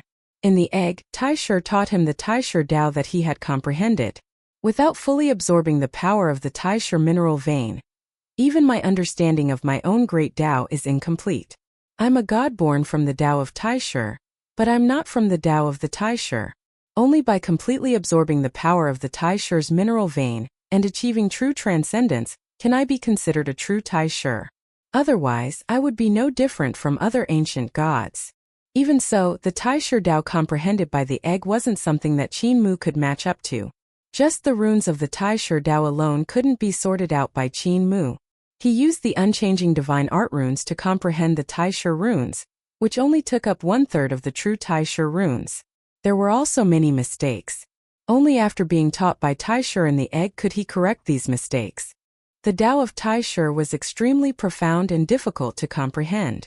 Even when Qin Mu executed the dream to enter the path and used countless of himself to comprehend it, his progress was slow.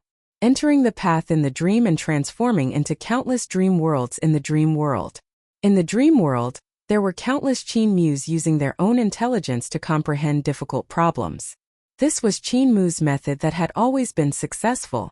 Even Brahma Buddha couldn't be envious and learn it.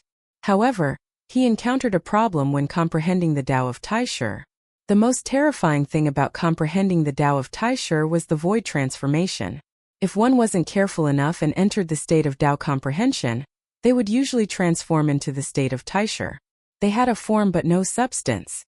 They had a form but no real body. Even the primordial spirit, vital qi, consciousness and thoughts would all fade away, leaving only the form without substance. Even his consciousness would be gone. Material things were not easy to restrain the path of consciousness. The path of Taishe countered the unchanging substance, so the path of consciousness had no power to resist it. His dream worlds were destroyed by this strange comprehension and turned into nothingness. In the end, he couldn't even wake up from these dreams, and his consciousness couldn't be retracted. He couldn't help but feel a lingering fear. If it was his true body comprehending it, he would have probably turned into nothingness, becoming an ethereal object that had no desires. He could only rely on entering the path in his dreams to slowly explore and comprehend it carefully. Even if he entered the path in his dreams, he had to arrange for some dreams to not comprehend the path of the Grand Prime. Instead, he had to guard the periphery and awaken himself in time to prevent the situation from spiraling out of control and dragging him into a state of Tao comprehension. He comprehended for more than 10 days. Even though his progress was slow, he gained quite a lot. Gradually, he was able to figure out the marvels of the Taishe Tao. On this day, he was still dreaming when suddenly tender green marks grew out from the rocks on this bare divine mountain. They were green grass and saplings. The greenness gradually thickened, and the sapling also grew on its own. Qin Mu sensed something and immediately woke up from his dream. The egg of Taishe was right beside him, and it became alert at this moment. The man in the egg stood on the mountaintop and looked around. The trees gradually grew taller, and the vegetation around the divine mountain also grew deeper. The green color spread out at a speed visible to the naked eye like a plague, extending to both sides of the river and climbing up mountains. Thick roots tunneled through the ground like earth dragons twisting their bodies. Occasionally, incomparably thick roots would pierce through the surface before slowly sinking back into the ground to hide their tracks. Mother Earth. Qin Mu had a grim expression. The evil Mother Earth had actually come to the ancestral court. Mother Earth had many enemies, but when it came to the people she hated the most, Qin Mu would undoubtedly have a place. Even though her abilities aren't as strong as before, after the battle in Xuandu, she became evil and swallowed the essence of countless gods and devils. Her abilities now are probably far above mine. Qin Mu took in a deep breath and was about to tunnel into the void to hide when the ground at the foot of the mountain trembled slightly. Countless trees grew frantically on the ground, and the vines grew thicker. They crisscrossed like flood dragons and intertwined with the trees. Soon, the forest at the foot of the mountain transformed into a huge sacrificial altar made of trees. Qin Mu focused his gaze and looked over. The markings on every leaf on the green sacrificial altar formed a strange great Tao of Yuandu. And how many leaves were there to form this sacrificial altar? It was his first time seeing such a complicated sacrificial altar. What was even stranger was that what flowed in the trees and vines wasn't water, but divine blood. The divine blood flowed in the tree branches, tree trunks, and vines, giving off divine light. It shone on the trees until they were almost transparent, giving off a strange atmosphere. As the god's blood flowed, countless runes appeared on the tree branches, tree trunks, and vines. These runes became clearer and brighter. Qin Mu's heart stirred slightly, and he immediately put away the egg of Tai Shi. He leaped back and instantly vanished from the divine mountain, bringing it into the void. His attainments in the Tao of Absolute Beginning were still much stronger than the Tao of Tai Shi, so it wasn't difficult for his corporeal body to escape into the void. Just as he entered the void, the green sacrificial altar suddenly split open, and a woman slowly rose up. The sacrificial altar closed and held the woman in the center of the sacrificial altar. That woman was none other than Mother Earth. However, the current Mother Earth no longer had the bearing of the Mother Earth of the past. Instead, a murderous aura surrounded her body, and her killing intent was overflowing. The baleful aura on her body was extremely dense. This was because too many vengeful spirits had died in her hands. The vengeful spirits that had died were the gods that were stationed in Xuandu by the celestial heavens. However, Mother Earth knew nothing about the great Tao of Yudu, so she couldn't dissolve the baleful aura. The baleful aura would affect her judgment and her life. Mother Earth stood on the sacrificial altar, and immediately started casting her spell. Qin Mu hid in the void and observed for a moment. Mother Earth's abilities had yet to recover. Her battle power should be equivalent to an emperor's throne realm practitioner with 6 to 7 celestial palaces. Of course, she was still an ancient god and had a portion of the primordial tree corporeal body. However, her abilities couldn't be completely measured by the realm of divine treasures and celestial palaces. Qin Mu observed in detail. Mother Earth's summoning sacrificial altar was similar to that of the Masters of Creation. The two were very similar, but Mother Earth's sacrificial altar was more complicated. Mother Earth studied the great Tao of Yuandu very deeply. It should be the Masters of Creation who created the summoning altar. Mother Earth couldn't learn it because she was an ancient god, but she used the great Tao of Yuandu to recalculate it. Just as he thought until here, light suddenly flashed in the sky. Powerful primordial behemoths were summoned by her from the back of the world and descended on the ancestral court. The huge beast that Mother Earth had summoned previously was only a young giant beast, but this time, the huge beast she had summoned was even bigger and stronger. What is Mother Earth trying to do? Qin Mu was puzzled. At this moment, the sky suddenly became incomparably dark. Qin Mu raised his head to look and saw that the sky was filled with huge scales. A head that looked like a dragon's head was summoned from the back of the world by Mother Earth. The three great ancient god kings, Divine King Bo's Mount, Long Shao, the overlord that lives in the darkness of the ancestral court, descend from that world. Mother Earth's voice rang out, and the sky became more turbulent. The huge dragon-headed beast slowly opened its eyes, making the sky incomparably bright. It was as if two suns had suddenly appeared. Next, the tremors in the sky became more intense. Another incomparably huge head popped out, followed by a third, a fourth. 9 heads filled the sky. Long Zhao's 9 heads opened their eyes, and 18 suns appeared in the sky, burning the mountains and rivers. Qin Mu's scalp turned numb, and cold sweat rolled down his forehead. No wonder Bo Yang is the count of the 3 primordial kings, and Shu Jun is Shu Jun. So Shu Jun is only the younger brother of the 3 kings. Bo Yang's mount, Long Shao, was a giant creature that was even larger and more terrifying than an adult void beast mother. The descent of such an existence caused the void Qin Mu was in to tremble violently. It was hard for him to fit in. This was an unimaginably huge creature. If it was in the primordial era, it would probably be a god that the Masters of Creation would worship. There can't be such a powerful creature. No, there is.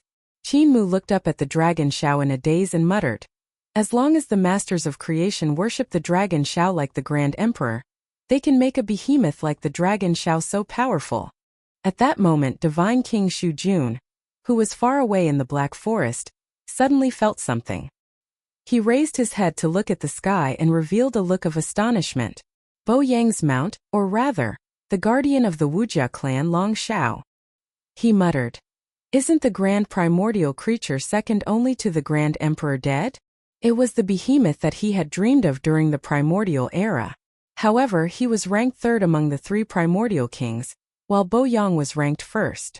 This was because Bo Yang was the oldest, and he was also the first to discover the wondrous use of the Tai Chu Divine Stone. Gong Yun was 2nd, Divine King Gongyun's new Xian clan was a powerful race. Although Gongyun's strength wasn't necessarily higher than Xu Jun's, she was a hero among the masters of creation. It was reasonable for Xu Jun to be third. Even though Xu Jun was very strong in terms of strength and power, he couldn't be compared to the two of them. Even though he often bragged in front of Qin Mu, that was just bullying him for not knowing the history of the ancient primordial era. When faced with the other two, he was still inferior. He had always wanted to subdue Yang God King Bo's Long Shao, but he knew that he couldn't beat Bo Yang or Long Shao, so he could only choose the Bodhi Behemoth. Now that he saw the Dragon Shao Behemoth, his heart couldn't help but heat up. Bo Yang is dead, and Long Shao has reappeared. Other than the Grand Emperor and Gong Yun, no one else can compete with me. He flew away from the black tree and headed straight for the place where Long Shao had descended. His heart burned with passion. My chance has finally come. At that moment, Heavenly Lady Yen was alarmed by the phenomenon brought by Long Xiao's descent. She walked out of the side palace and looked up at the behemoth descending from the sky. Her expression changed slightly. Long Shao. That bastard Mother Earth actually didn't kill Long Shao. Instead, she hid this fierce god. She was furious, but at the same time fear appeared on her face. During the battle between the ancient gods and the masters of creation, Celestial Empress Sister was in charge of dealing with Boyang, while Mother Earth was in charge of dealing with Long Shao. The sisters had stuffed Bo Yang into the abyss of the ruins of En to refine him, and both his body and soul had been destroyed. Even the black soul sand no longer existed, and even Bo Yang's consciousness had been completely refined into ashes. That battle was also extremely tough for them. It was easy for Mother Earth to deal with Long Shao. She told them that Long Shao was dead. Long Shao was the most powerful behemoth during the primordial era. He could even be said to be an ancient god among behemoths, an ancient god that sacrificed to the gods like Mother Earth. However, it was a war weapon created to deal with the ancient gods. Even Celestial Empress Sister was fearful of this divine beast. Before the rise of the Grand Emperor, it was Sun God King Bo of the three primordial kings who ruled and enslaved the ancient gods, and he relied on Long Shao. This huge beast was the existence that had been sacrificed the longest. Its battle prowess had definitely reached the peak of that era. More importantly, it could control all the strange beasts in the ancestral court other than the void beasts. Even Heaven Duke and Earth Count had to fear it. Even Celestial Empress Sister couldn't make the abyss of the ruins of End swallow it. Back then, Divine King Bo even rode it down to the ruins of End, entering deep into the abyss. Even the abyss couldn't do anything to it. Until the Grand Emperor rose. The Grand Emperor controlled Taichu, so Long Shao couldn't do anything to Taichu. This allowed the Grand Emperor's race to grow stronger. Unexpectedly, during the Primordial War, Mother Earth had killed Long Shao. Mother Earth is planning to keep it to deal with me and the other ancient gods. Her scheme has always been big. Heavenly Lady Yen stood in front of the palace and looked up at the 9 incomparably huge dragon heads in the sky. She couldn't help but be angry. The slut and I killed Bo Yang, and Long Shao will definitely take revenge for him. She has a good plan. However, the era of the Masters of Creation is over. Even Long Shao can't do much in front of the Celestial Venerable. In the sky, the 9 heads of the behemoth had already appeared. However, no matter how Mother Earth summoned him, Long Shao wasn't completely summoned. This peerless beast looked at Mother Earth with a mocking expression. Long Shao, the strongest existence in the primordial era. Back then, I let you off and didn't let you die in the primordial war. On the sacrificial altar, Mother Earth said sternly, "Now it's time for you to repay your kindness. Aren't you going to follow my summon and come from the back of the ancestral court?" The 9 heads of the dragon behemoth suddenly laughed, and incomparably terrifying consciousness instantly filled the sky and earth. It leisurely said, "Poor and lowly primordial tree. Back then you were so lush and verdant, and your canopy covered the sky and covered the earth. The 1,000-mile Kuanping swam around you like a tiny fish. Now you have become a tiny sapling. You don't have the power to summon me anymore." One of its heads popped out from the sky and passed by the void where Qin Mu was hiding. On its incomparably thick neck, dragon scales even passed through the void. The dragon scales were incomparably smooth, and they even reflected the figures of Qin Mu and the egg of Tai Shur on them. making them unable to hide. Qin Mu was astonished. This dragon Xiao might not be as powerful as the Grand Emperor, but it wasn't far off. Long Zhao's head reached the sky above the sacrificial altar, and the shadow of his head covered the mountains. Although Mother Earth's sacrificial altar was huge, it was insignificant in front of the dragon head. I'm doing well in the back of the ancestral court. There's no worries there, and there are countless huge beasts residing and reproducing there. Without the masters of creation, we have no master and are free. The dragon head didn't say anything. His consciousness was too powerful, and he relied on it to convey his thoughts. Just a thought from him caused all kinds of apparitions to appear in the sky and land. When he thought of lightning, the sky would be filled with pools of lightning. When he thought of mountains, the mountains would rise from the ground with a rumble. When he thought of the angry waves of the sea, a sea would appear on the ground, and violent gales and angry waves would appear. This Long Zhao's consciousness isn't inferior to the Grand Emperor's, but his consciousness isn't as pure as the Grand Emperor's. Qin Mu immediately saw that Long Zhao was inferior to the Grand Emperor. He probably didn't have the Grand Primordium Origin Stone, Grand Overarching Supreme Consciousness, or any other techniques. He couldn't refine the huge consciousness in his body to be pure, nor could he comprehend the path of consciousness. As a result, he was inferior to the Grand Emperor. From the injuries on your body you have lost, you have suffered a crushing defeat. Even your soul is left. You have even lost your original body. Long Zhao's mocking expression became more intense. He said leisurely, "You even used unscrupulous means to devour the qi and blood of others to improve yourself, leaving behind endless hidden dangers. In the past you were Mother Earth and you had great merit to protect all life. That's why you were able to survive the tribulation without dying. Now you have completely corrupted your virtue. You are destined to die." He sneered and said, "You are inviting me out of the mountain now just to let me block a knife for you. Mother Earth, your idea is too good, but it's too naive." His head slowly rose, and the other heads vanished into the void one after another. On the sacrificial altar, Mother Earth said sternly, "Long Zhao, I spared your life back then. Now it's your turn to repay me." Long Zhao completely vanished. "Let me go? You only used my descendants' lives to threaten me. Back then you weren't my match, so how could you let me go? Don't provoke me, don't provoke my descendants." On the sacrificial altar, Mother Earth gritted her teeth in hatred. However, no matter how she tried to summon Long Zhao, she couldn't summon the behemoth. Long Zhao was much stronger than her. Even back in the day, he was stronger than her.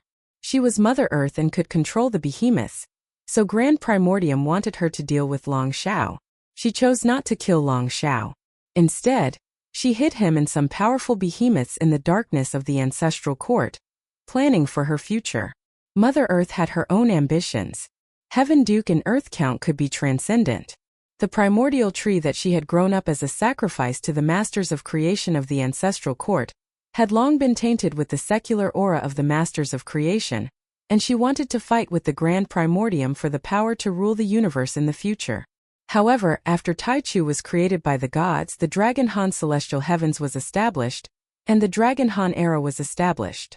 Mother Earth knew that certain things couldn't be done, so she gave up on the idea.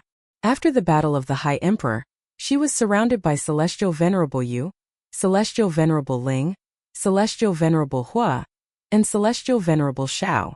She didn't have time to summon Long Zhao before she was killed. Only when the ancestral court was unsealed did she have the chance to summon Long Zhao. However, Long Zhao didn't care about her. "Since you are heartless, don't blame me for being heartless." Mother Earth sneered and said, "I can't summon you, but I can summon your children and grandchildren. I can summon all the huge beasts in the dark side of the ancestral court back to the ancestral court to fight for me. I can use the blood of countless of your descendants to pave my path to the throne." She continued to summon the huge beasts on the back of the ancestral court, and all kinds of huge beasts of all shapes and sizes appeared in the sky continuously. They landed on the ground one by one, looking incomparably huge. In the void, Qin Mu stared with his eyes wide open. With so many huge beasts and such a huge physique, he wouldn't lose out to the void beasts. Of course, the void beasts gathered the strengths of most of the huge beasts. They had more attacking methods and were even more mysterious and unfathomable. They were still slightly stronger than these huge beasts. Otherwise, they wouldn't have left only the void beasts here. Back then, in the ancestral court, the masters of creation lived in such a dangerous world. If they didn't have the power of the Taichu divine stone, it would be very difficult for them to survive in this world. Qin Mu couldn't help sighing ruefully. The masters of creation had obtained the divine stone by chance, but it had opened the curtains to civilization. From then on, the masters of creation became stronger. They gradually controlled the behemoths and fought against nature, eventually becoming the rulers. To the later generations, the masters of creation were the oldest gods. At this moment, Qin Mu suddenly felt something and hurriedly brought the egg of Tai Shi into the depths of the void. Swoosh!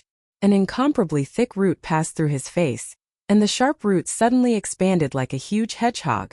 Countless roots grew frantically in all directions, and the roots pierced through layers of void to chase after Qin Mu. Celestial Venerable Mu, you still want to hide? A tentacle suddenly grew out and transformed into flesh and blood. Soon, a woman in the form of Mother Earth appeared not far from Qin Mu. That woman gave off a sharp voice and sneered. Long Zhao's dragon scales have long shone down on your body. You actually still think you are hiding cleverly. Qin Mu brought the egg of Tai Shi from the second void to the third void and the fourth void. However, the roots that filled the sky danced in the air and crisscrossed around him, attacking him frantically. On the roots, Mother Earth suddenly grew out one after another. Some grew on the roots while some hung upside down under the roots, attacking Qin Mu from all directions. Qin Mu moved gracefully and calmly avoided the attacks coming from all directions. Mother Earth chased him all the way into the void. He entered the void with his corporeal body, and his entire body seemed to merge with the void. He didn't receive any rejection from the void. However, Mother Earth didn't have his abilities, and could only use her incomparably powerful magic power to resist the repulsion of the void. Thus, Qin Mu had full confidence in making Mother Earth retreat. Mother Earth, you probably don't know that Heavenly Lady Yan has already reached the ancestral court. Qin Mu said with a smile. It looks like Long Xiao is right. You are indeed affected by the blood demon. It's hard to hide from Heavenly Lady Yan that you summon Long Xiao and so many huge beasts. Are you waiting to die in her hands? Mother Earth was astonished, and all the roots that had penetrated into the void rapidly contracted. Her true body immediately sank towards the sacrificial altar. Suddenly, an abyss of the ruins of End appeared above the sacrificial altar, sucking in the countless tentacles that were shrinking in the void and pulling them into the abyss. This was Heavenly Lady Yan's ruins of End divine art. It grabbed the roots of Mother Earth and actually froze Mother Earth underground, pulling her forcefully towards the surface. Because Mother Earth hated Qin Mu too much, she used her roots to chase after him. Now that her roots were swallowed into the abyss of the ruins of End, even she couldn't escape. Just as Mother Earth was about to be pulled out of the surface, the roots suddenly broke apart. Mother Earth knew that she wasn't Heavenly Lady Yan's match, so she escaped by breaking her roots. The abyss of the ruins of End swallowed the broken roots and wiped them out. Heavenly Lady Yan's figure appeared, and she shook her sleeves. With her back to the ground, she lowered her head to observe the direction in which Mother Earth had escaped. She had a majestic aura, like an empress ruling over the universe, controlling the power of the world and life and death. Suddenly, the huge beast that Mother Earth had summoned roared and attacked Heavenly Lady Yan ferociously. Heavenly Lady Yan snorted and retracted her gaze, sweeping her beautiful eyes over the primordial beasts. Wherever her gaze landed, the abyss of the ruins of End appeared one after another, pulling those huge primordial beasts into the abyss. In the abyss, the blood spurted out like a spring. Those incomparably powerful huge beasts couldn't escape her gaze and were obliterated one after another. She suddenly raised her head and looked into the depths of the void. Qin Mu was astonished and thought that she was going to attack him. He immediately put away the Tai Shi egg, but at that moment, he suddenly saw a youth with a big head appearing in the 16th void. He was observing the movements of the ancestral court. The big-headed youth didn't expect Heavenly Lady Yan's gaze to be so terrifying. Before he could do anything, an abyss of the ruins of End had already appeared in the 16th void and sucked him into it. He had thought that hiding in the 16th void was safe, but Heavenly Lady Yan's gaze could pierce through the layers of void and reach him. Celestial Venerable is indeed terrifying beyond expectations. The big-headed youth was Shu Jun, and his expression couldn't help but turn pale. He had come for Long Xiao, but he hadn't expected that Long Xiao wouldn't be summoned by Mother Earth. Instead, he had met the ruthless Heavenly Lady Yan. His consciousness was strong, but it was all used to strengthen his body. If it wasn't used to strengthen his body, he could hide in an even deeper void and not be afraid of Heavenly Lady Yan's gaze. And now, even if he wanted to escape into the deeper void, it was impossible. Just as he was about to be sucked into the abyss of the ruins of End, a figure suddenly appeared in front of him. It was Qin Mu. Qin Mu also found it hard to defend against Heavenly Lady Yan's divine art, and he was pulled into the abyss of the ruins of End. Thunderous rumbles came from inside the abyss, and it was as if a huge beast was opening its mouth to bite and chew. After a moment, Qin Mu seemed to have been chewed into pieces by the abyss of the ruins of End. A cloud of blood spurted out from the abyss. Celestial Venerable Mu. Shu Jun's mind was in a mess, and his voice trembled. The blood fog surged and transformed back into Qin Mu's figure. He waved at him and said with a smile, "Don't worry. Heavenly Lady Yan's divine art isn't too powerful here." Shu Jun was astonished. Suddenly, the void trembled, and Heavenly Lady Yan's figure appeared in front of them. Her cold gaze swept past them. Qin Mu stood in front of Shu Jun and said with a smile, "Heavenly Consort, we are allies. We just parted not long ago. Why do we need to kill each other the moment we meet?" "Celestial Venerable Mu, you and I aren't allies." Heavenly Lady Yan seemed to want to see through his body and see the big-headed youth behind him. She asked softly, "Who is this youth? His consciousness cultivation isn't bad." "This is my adopted son." Qin Mu turned around and held the hand of the big-headed youth. He said with a smile, "He cultivates consciousness divine arts, so he has embarrassed himself in front of Heavenly Consort." Shu Jun was extremely unwilling, but he still braced himself and said, "Godfather, this goddess is." "Don't be rude." Qin Mu pretended to be angry and shouted, "This is Celestial Venerable Yan of the 10 Celestial Venerables, Heavenly Consort. Why aren't you greeting me?" Shu Jun hurriedly bowed as a junior, feeling even more displeased. "My seniority seems to be getting lower." Heavenly Lady Yan's gaze landed on Shu Jun, and she said plainly, "Your adopted son has a big head.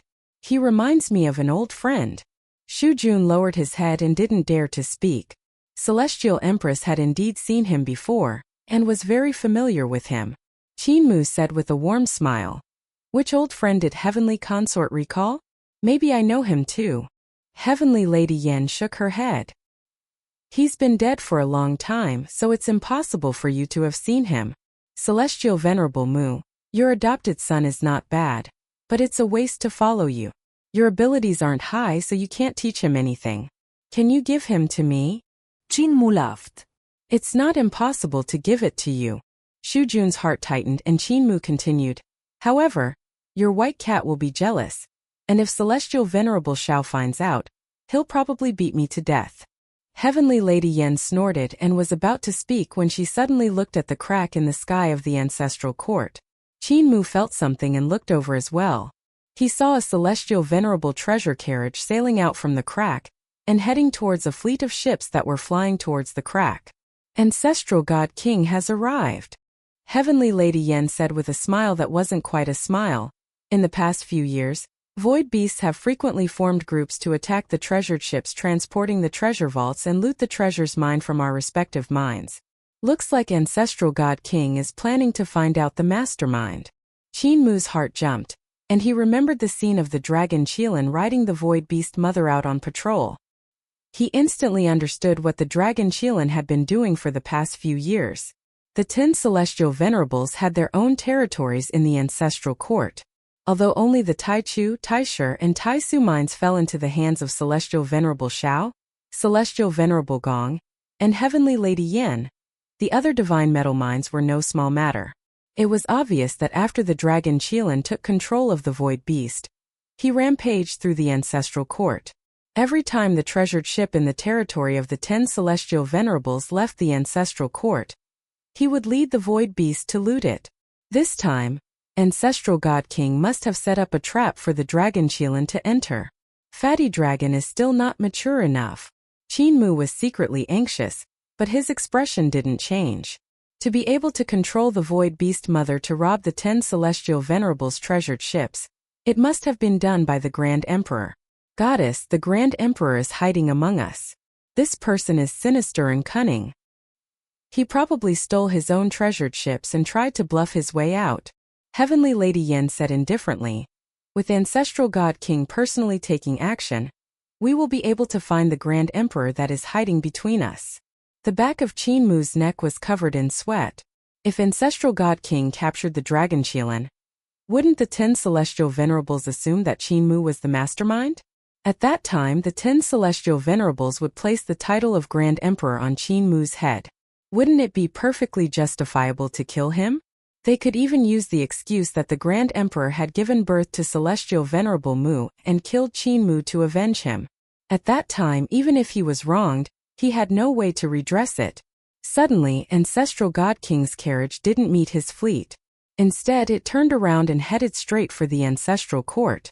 Ancestral God King discovered Mother Earth. Qinmu and Heavenly Lady Yan's hearts stirred. Only Mother Earth could make Ancestral God King give up on this fleet. Ancestral God King's power in Xuandu had been uprooted by Mother Earth, causing his power to be wiped out. These powers had been nurtured by Ancestral God King for countless years to reach their current scale. His hatred for Mother Earth could be imagined. Qinmu secretly let out a sigh of relief. Buzz! An abyss appeared in the void. Heavenly Lady Yen walked into it, and it vanished. Qinmu's gaze flickeret. Heavenly Lady Yen should have gone after Ancestral God King. Shu Jun also let out a sigh of relief.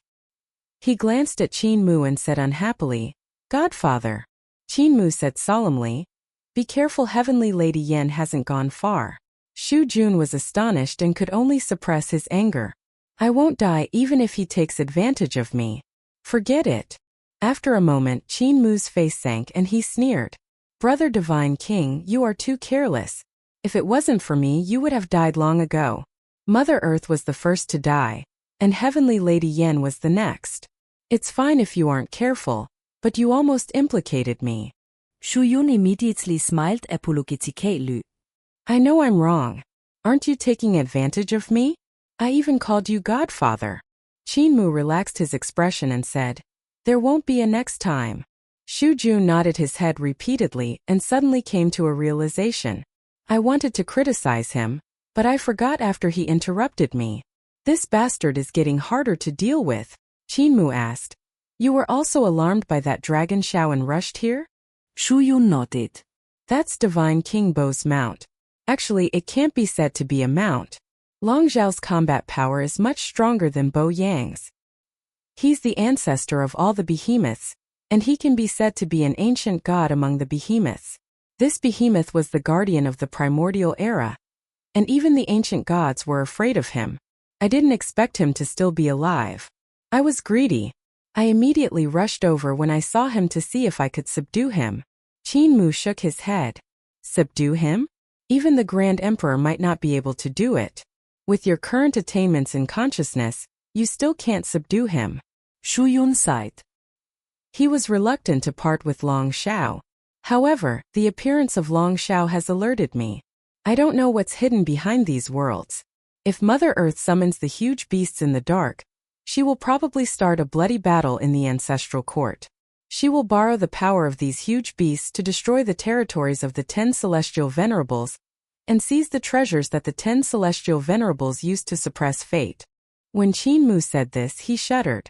Countless huge beasts had died, and if the strong practitioners of the previous era used blood sacrifices to steal them, the seal would probably loosen. At that time, Tai might be in a terrible fix again, and there might even be experts from the last great era that would come running out. This kind of thing should give Tai a headache. He couldn't help but shake his head. "Brother Divine King, go through the void and inform Fatty Dragon that Ancestral God King has already come to the Ancestral Court. Tell him not to act recklessly." Shu Yun left. Qinmu calmed his mind and calculated for a moment before walking out of the void. Now that Heavenly Lady Yan has gone to meet Ancestral God King and isn't in the Taisher mine, I'll take this chance to retrieve the Taisher origin stone. Not long after, he returned to the Taisher mine. Xiao Hongsu said in astonishment.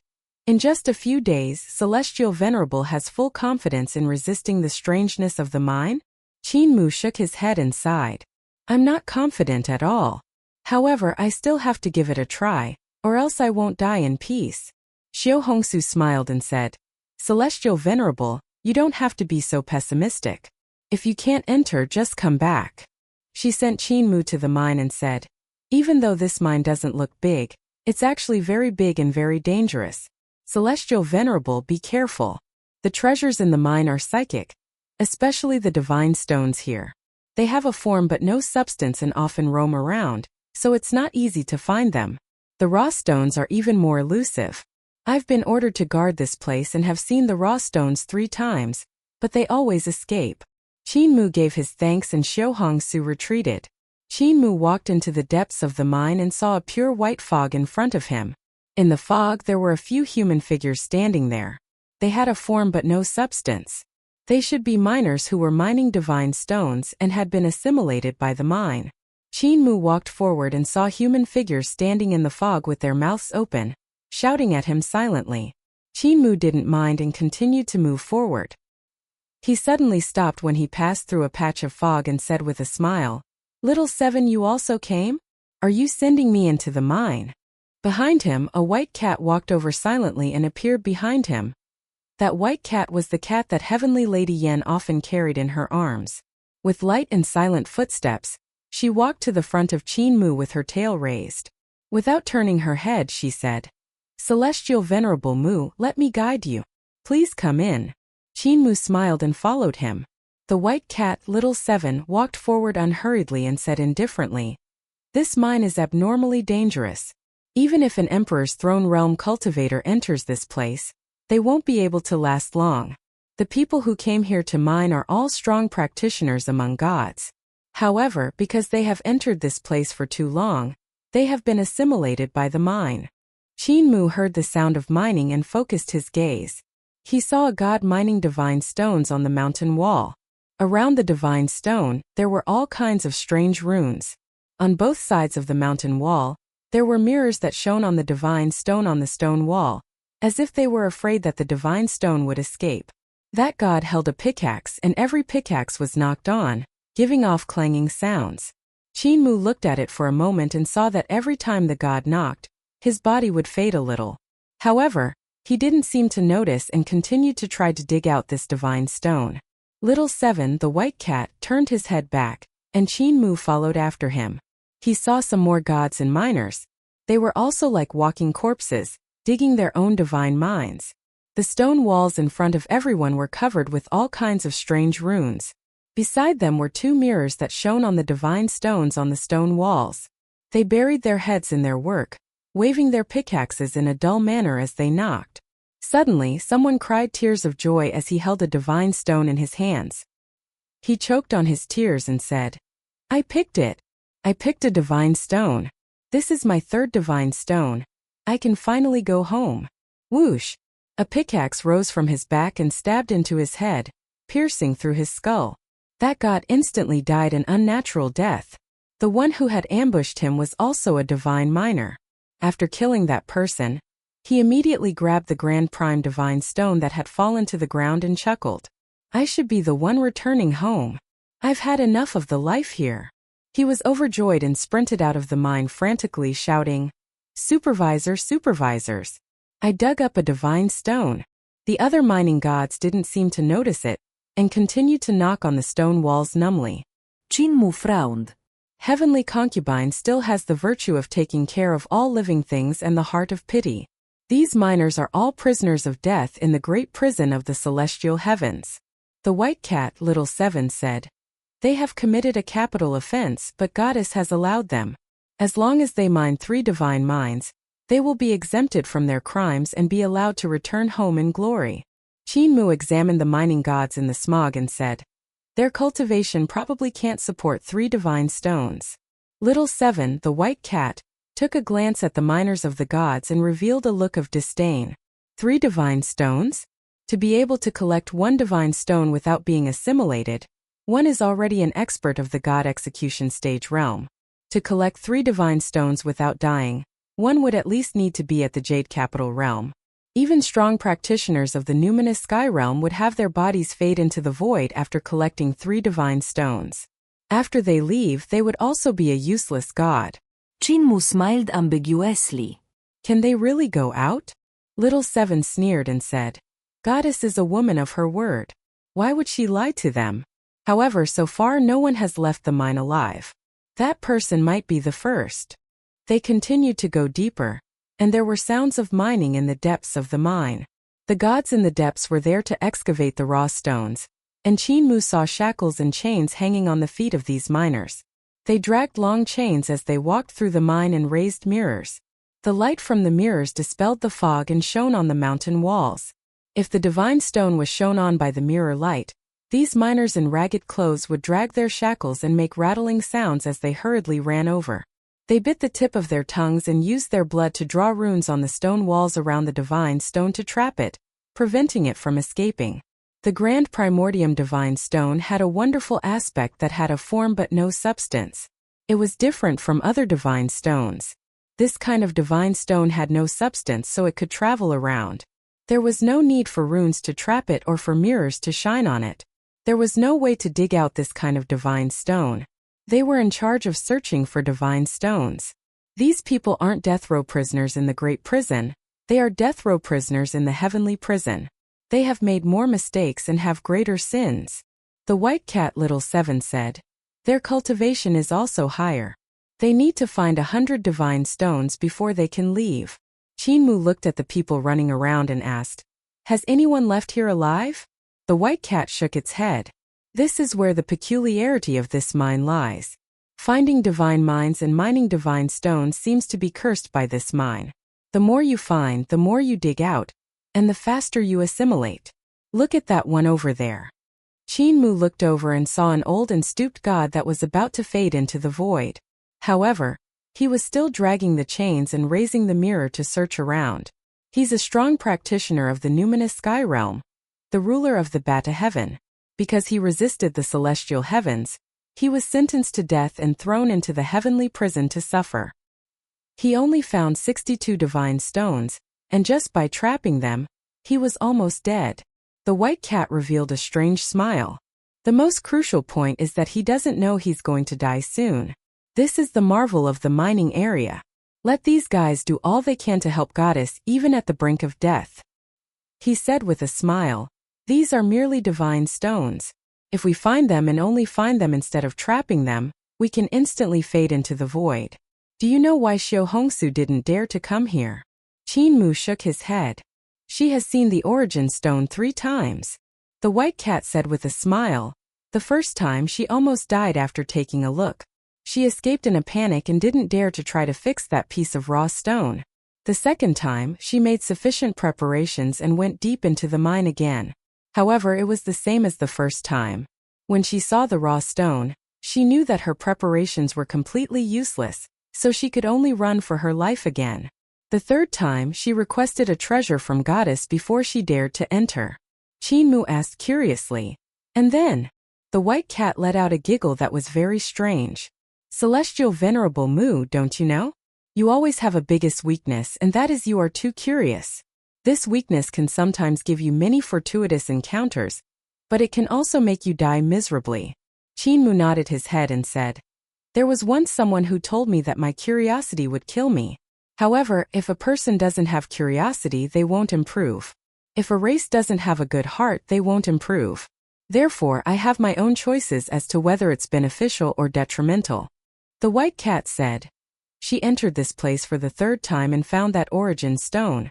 She executed the protective treasure that Goddess had given her in an attempt to stabilize the divine stone. But she realized that Goddess' treasure was also rapidly fading away. When she couldn't stabilize that marvelous origin stone, that treasure would turn into nothing. Thus Xiao Hongsu had no choice but to retreat. Look over there. That's the treasure that Goddess had forged. Chinmu looked over and indeed saw the shape of a treasure. It was a flying shuttle that had already turned incorporeal, and had turned into a form without substance. Even treasures refined by celestial venerables couldn't withstand the strangeness of this place. He sighed and said, Xiao lost a chance. Thank you, little seven, for telling me so much. They had already reached the deepest part of the mine, and the fog here was even thicker. They could no longer see the gods searching for the mine, but they could occasionally pass through the bodies of the gods that had already faded into the void. These gods stood there motionlessly, feeling nothing, having no desires. The white cat chuckled. The reason why I told you so much is because you are going to die, celestial venerable Mu. Qin Mu said with a sincere expression. Even though your words aren't pleasant to the ears, they are real. If I find that origin stone, I'm afraid I'll be turned into nothingness and cease to exist. The white cat shook its head and suddenly stood up slowly, transforming into a divine general with silver armor and a silver spear. He had a delicate and handsome appearance as he turned around and pointed the silver spear at Qin Mu with a smile.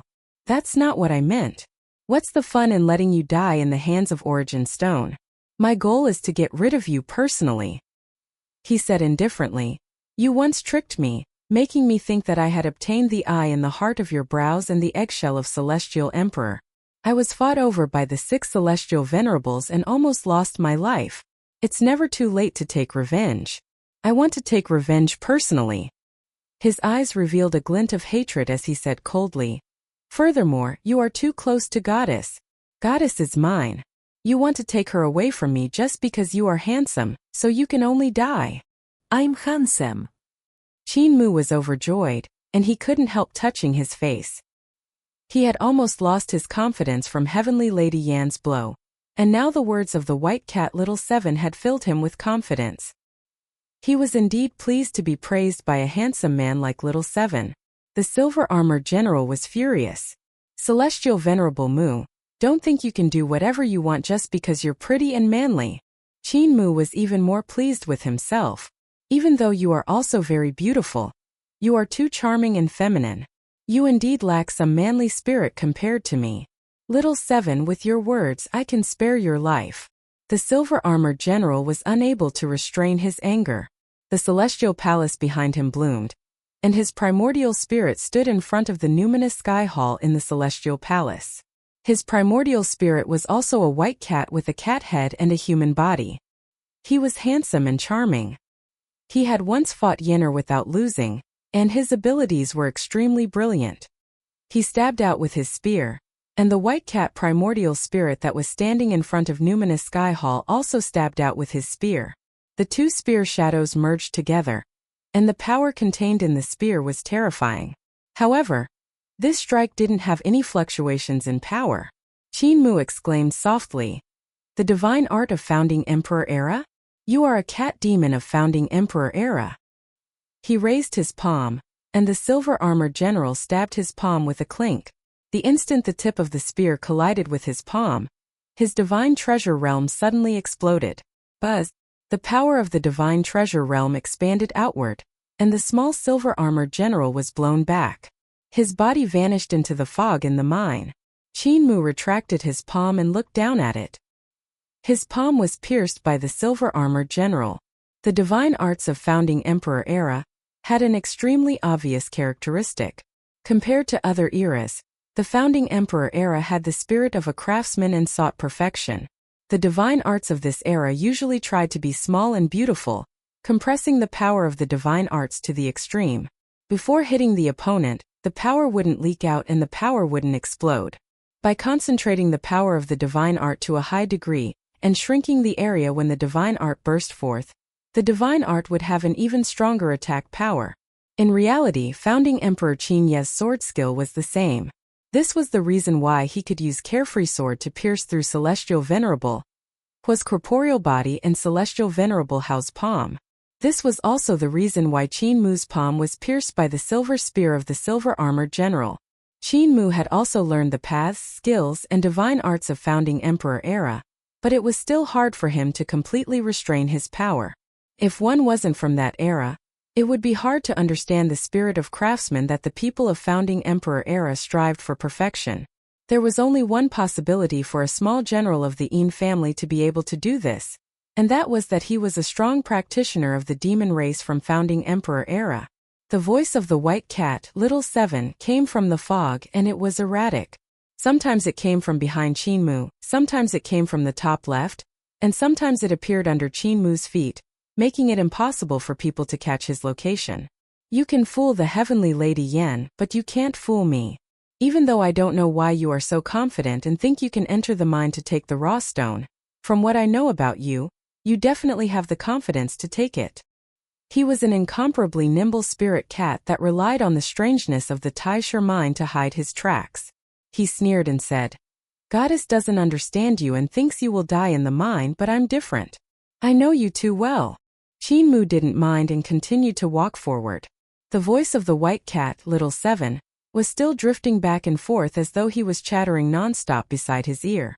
"You seem to be very curious and like a silly roe deer, foolishly sending yourself to death. However, you always come back alive. It's not that you are lucky, it's that you have a sense of propriety every time you take risks. Even if your life is in danger, you still have ways to escape." Qinmu examined his surroundings and tried to find the origin stone. He said with a smile, "What escape method can I have? If I'm assimilated by this mine, won't I die?" Wrong. This time your confidence is greater, because you know that you won't encounter any danger. In the fog, a silver spear silently stabbed towards the back of Qinmu's heart. Little 7, the white cat, was like an assassin, but also like a venomous snake hiding in the dark, making it impossible to guard against. Qinmu turned around and swung his sword, sweeping away the tip of the silver spear. In that instant, the power that burst forth from the tip of the spear made his arm slightly numb. The moment he pushed the tip of the spear away, the primordial spirit of a huge white cat appeared behind him. It flashed its incomparably sharp claws and swung them at him. When the primordial spirits of divine arts practitioners cultivated to the divine bridge realm, they had already started to transform into corporeal forms. When one cultivated to the realm of true God, their primordial spirit was already equivalent to corporeal form. Furthermore, it was extremely fast and possessed extremely strong power, even surpassing divine weapons. When one reached the God execution stage and underwent the baptism of the God execution stage, their primordial spirit was basically the same as worshipping the ancient gods. Even though it wasn't as good as worshipping the ancient gods in terms of great Tao law, its power was extremely strong. When one cultivated to the numinous sky realm, the power of the primordial spirit could easily kill existences of the Jade Capital realm and wipe out their bodies and souls. Just as the primordial spirit of the white cat swung down its sharp claws, Qinmu sneered, "Little 7, don't you know that I was once son of Yudu? In front of me, no one dares to use their primordial spirit to attack me. You are the first." In his divine treasure realm, Earth Count and Qinmu slowly rose and stood horizontally behind Qinmu. The sharp claws of the white cat primordial spirit landed on Qinmu's body. The power of this strike was too strong, but the recoil was even stronger. The primordial spirit of the white cat gave off a miserable cry, and it was like a cat whose tail had been stepped on. The 3 souls and 7 spirits in the primordial spirit were shaken out of its body and separated from the spirit embryo. "You have stayed in Celestial Emperor's chambers for too long." Earth Count and Qinmu's huge body stood upright between heaven and earth. They stretched out their hands to grab the 3 souls and 7 spirits that were trying to escape. Even the spirit embryo fell into the palm of Earth Count and Qinmu. "Even though there are many strong practitioners of numinous sky realm fighting with me, they all know that using the primordial spirit in front of Son of Yudu will only lead to death. Therefore, they usually rely on the power of their divine weapons to fight me." Earth Count Qinmu opened his palm, and the white cat's soul and spirit embryo trembled. Facing this behemoth, he had a natural fear, just like a mouse meeting a cat. In an instant, his primordial spirit was stripped of his spirit embryo and soul. Even his soul was stripped into 3 souls and 7 spirits, and every soul was separated. Earth Count and Qinmu squeezed his 3 souls and 7 spirits back together and stuffed them into his spirit embryo, restoring his complete primordial spirit and putting him down. "Little 7, you can leave now. I promise to spare your life." Qinmu retracted his realm and said with a smile, "Taking your life is as easy as lifting a hand. If you attack me again, I won't show any mercy." Just a compliment is not worth 2 lives. Not far away, the silver-armored little general walked out of the fog with a pale face. He quickly retracted his primordial spirit and turned into a white cat to sprint down the road. The white cat turned back and took a look at Qin Mu before disappearing into the fog. Qin Mu smiled slightly, and the eye at the heart of his brows opened up to look around. After being tormented by the white cat, Xiao Qi, he had already arrived at an uninhabited place in the mining area. There were no deities that had turned incorporeal and no knocking sounds. There were only balls of fog that were either thick or faint. This was a place where no one dared to step foot. Celestial Venerable Mu, the origin stone is here. In the vertical eye, the egg of Taisher became excited. The Tao voice in the egg was also slightly hoarse. I'll call it out now. He was finally home. Mysterious Tao runes emanated from Qin Mu's vertical eye, and the Tao markings of the Tao of Taisher overflowed from his vertical eye. They were gorgeous and wonderful. Wherever they passed, the fog would gradually dissipate, and the surroundings would become clear. The Tao markings of the Tao of Taisher were mysterious and hard to understand. They formed a system of their own. Even though Qin Mu had once used unchanging divine arts to reverse engineer them, and had learned a lot from the Taisher in the egg, he still found the Tao markings that overflowed from his vertical eye hard to understand. The fog completely dispersed, and he suddenly realized that he was in the center of a natural sacrificial altar. This sacrificial altar was very big and had a radius of several hundred yards. It was about 30 yards taller than the rest. The sacrificial altar was formed by flowing water and was extremely flat. He seemed to be standing on the surface of the water, and there were complicated Taisher Tao markings below the water that formed rune markings. The imprints of all sizes lit up continuously flickering. He was observing the sacrificial altar when the egg of Taisher jumped out from his eye. Qin Mu didn't stop it. The egg of Taisher was round and landed on the water surface with a thud. It spun around twice as though it was looking for a comfortable position. Qin Mu coughed and reminded him, Tao brother, you can't set up your nest here. This place is already occupied by Heavenly Lady Yan. If you set up your nest, you will be captured by Heavenly Lady Yan. Our main business is to find the Taisher origin stone. The Taisher origin stone is here. Taisher very comfortable. He snorted and said, I know I can't stay for long. If I stay, Heavenly Lady Yan will definitely catch me. She's not like you. She has the same personality as Celestial Emperor Tai Chu. Don't worry. I'm just taking a nap and reminiscing about my childhood. Qin Mu looked around, but he couldn't see where the Taisher origin stone was. He looked around and still couldn't find the Taisher origin stone. He couldn't help but say, Tao brother, Heavenly Lady Yan is coming back soon. We need to leave as soon as possible. Where is the Taisher origin stone? Just as he said that, ripples suddenly appeared on the surface of the sacrificial altar. A round ball of water rose up and floated between him and the egg of Taisher. Qin Mu examined it in detail and revealed a look of astonishment. He stretched his hand out to touch the water ball, but before his palm could even touch it, his fingers had already started to fade. His palm was transforming into a pure energy body. He was shocked and hurriedly retracted his hand. The egg of Taisher rolled out from the water nest on the sacrificial altar and said, You can't reach out your hand directly. You need to use the Tao of Taisher that I taught you. Try again. Qin Mu tried to execute the Taisher runes he had condensed and circulated the Overlord Body 3 elixir technique, covering his palm with the runes. This time he finally touched this water ball. At this moment he had a weird expression. His palm actually passed through the center of the water ball without any obstruction. Qin Mu waved his palm, but he still didn't touch the water ball.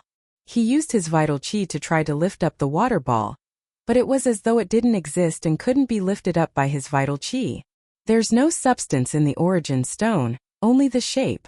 You can see it, but you can't touch it. The egg rolled to his feet and said, If you want to touch it, you have to change its form. Just as he said that, the shape of the water ball changed.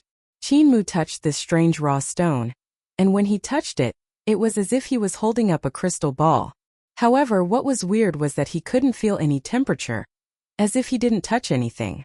It doesn't despise you, the egg said. Qin Mu saw his palm slowly turning incorporeal. Even the runes of the Taisher couldn't protect his corporeal body completely. The places that weren't protected were affected by the Taisher origin stone and turned into pure energy. How should I take this origin stone away? He couldn't help but feel troubled. If he brought this strange stone with him, all substances would cease to exist wherever he passed by. He would only have the shape but no substance, turning into all kinds of strange energy bodies. Even people who got close to him would fade into the void. More importantly, the energy bodies were extremely unstable. If there were such energy bodies everywhere, it would definitely cause a huge explosion. The egg of Taisher smiled. You don't have to worry about that. I can take it away and absorb the power of the origin stone. In the future, the influence of the origin stone will slowly weaken. Qin nodded. The Taisher origin stone was truly dangerous. Bringing it with him was simply a great killing weapon. If he couldn't control the origin stone, he would probably explode along the way. If he wasn't careful, he would be assimilated into an energy body. When he was on the ghost ship, he had used the Tao of Taisher to clash with Celestial Venerable Ling's unchanging divine art, and he had already experienced it once. This origin stone might be the most dangerous one among the 5 mines. Just as he was about to put away the Taisher egg and the Taisher origin stone, the Taisher egg suddenly jumped on the sacrificial altar and said, "Celestial Venerable Mu, take the sacrificial altar with you." Qin Mu hesitated for a moment and tried to release his magic power to store the sacrificial altar into the vertical eye at the heart of his brows. Unexpectedly, just as his magic power poured out, he tried to shake the sacrificial altar. In the next instant, the entire mine suddenly boiled. The mine trembled, and all of the Taisher divine stones shone brightly. Waves of strange energy surged towards the Taisher altar. Wherever the light passed, everything turned into nothingness. Even the ancient gods in the mining area instantly faded away, their corporeal bodies and primordial spirits completely vanishing. Qin Mu felt a chill down his spine and hurriedly blocked the egg in front of him. He then realized that the light was coming from all directions. Unless he could tunnel into the egg, he definitely couldn't block it. Crap. That's right, the Taisher origin stone. He immediately shrunk his body and entered the Taisher origin stone with a whoosh, transforming into a tiny Qin Mu that sat upright in this origin stone that looked like a water ball. Countless divine stones shone on the Taisher origin stone in an attempt to refine this fellow who had caused chaos in the mine. Tao brother Taisher! Qin Mu shouted loudly. The egg of Taisher hurriedly utilized the Taisher origin stone. With a loud boom, the origin stone shone brightly as though it was fighting against the divine stones. The two lights collided, and world-shaking waves swept in all directions. A beam of light shot straight into the sky, appearing extremely dazzling in the ancestral court. Meanwhile, in the mining area, the miners who had dodged the light from the divine stone didn't even have the chance to escape before they were caught up by the second wave of light. One by one, they faded into the void and transformed into a formless state with energy. Little Seven, the white cat, was outside the mine. He suddenly turned back and saw the light in the mine rushing over like a flood. He couldn't help but explode and escape with a scream. At the same time, Xiao Hongsu was also alarmed and hurriedly activated the heavenly venerate treasure that was suspended high above the mine. The power of the celestial venerable treasure suppressed down, and with a hum, the power was assimilated by the light. It didn't release any power at all. Xiao Hongsu saw that the situation wasn't looking good and frantically escaped outside. She cried out bitterly in her heart. When Celestial Venerable Mu entered the mine, such a strange thing happened. Could he really be like the legends, becoming the Demolisher Qin wherever he goes? The speed of the light was extremely fast, and it covered the entire mountain. The other gods in the mine were also fleeing in a panic, but some of them were slower, so they were caught up by the light and quickly transformed into energy bodies. Xiao Hongsu turned her head back to take a look, and her eyes almost popped out. In just a short while, nearly half of the gods in the mine had disappeared. Why don't you go and tear down your big black wood? Black-hearted Celestial Venerable. She couldn't care less about her image and scolded him. Finally, everyone escaped from the mine. The light only reached the edge of the mine and didn't spread out. Xiao Hongsu raised her head with a black face and saw a pillar of light rising into the sky at the center of the mine. The pillar of light didn't disperse for a long time, and even the sky was fading. In the depths of the sky, the seal of the ancient gods also faded, revealing a huge hole in the sky that connected to the outside world. Axe hand, Xiao Hongsu said sternly. Hide well and wait for Celestial Venerable Blackheart to come out of the mine. Then use your knives and axes to chop him into pieces. If there's even a small piece of meat, I'll leave it to you. The White Cat said. Senior Sister Xiao, do you think Celestial Venerable Mu will be able to survive the explosion? Xiao Hongsu sneered. It's best if he dies inside. Finally, the light slowly dissipated. In the depths of the mine, the egg of Taisher asked with a trembling voice. Celestial Venerable Mu, are you still alive? I don't know. Qin Mu was astonished. He sat in the center of the Taisher origin stone, and all kinds of strange markings of the Taisher Great Tao appeared on his body. Those were the markings left behind by the light of the countless Taisher divine stones in the mine. These Tao markings were very bright. Other than the imprint of the divine stone, there was also the imprint of the origin stone. What was even stranger was that these imprints were gradually seeping into his body. Qin Mu felt that his substance was disappearing and becoming pure energy. He didn't even know if he was alive or dead. Hee. This situation is like when the ghost ship exploded, but it's even worse. Right at this moment, in his spirit embryo divine treasure, his spirit embryo trembled. The Tao markings imprinted on his body by the various divine stones seemed to have received a call, and they immediately stopped corroding his corporeal body and rushed towards his spirit embryo divine treasure. Those gorgeous Tao markings came to the ancestral court of the spirit embryo divine treasure and swarmed towards the Taisher mine. Qin Mu was astonished. He immediately felt that he was transforming from an energy body into a corporeal body. Yet the most marvelous transformation was still in his spirit embryo divine treasure. The Tao markings in his divine treasure's ancestral court entered the Grand Prime Mine. This Taisher mine was formed by Qin Mu using the Taisher Tao he had comprehended.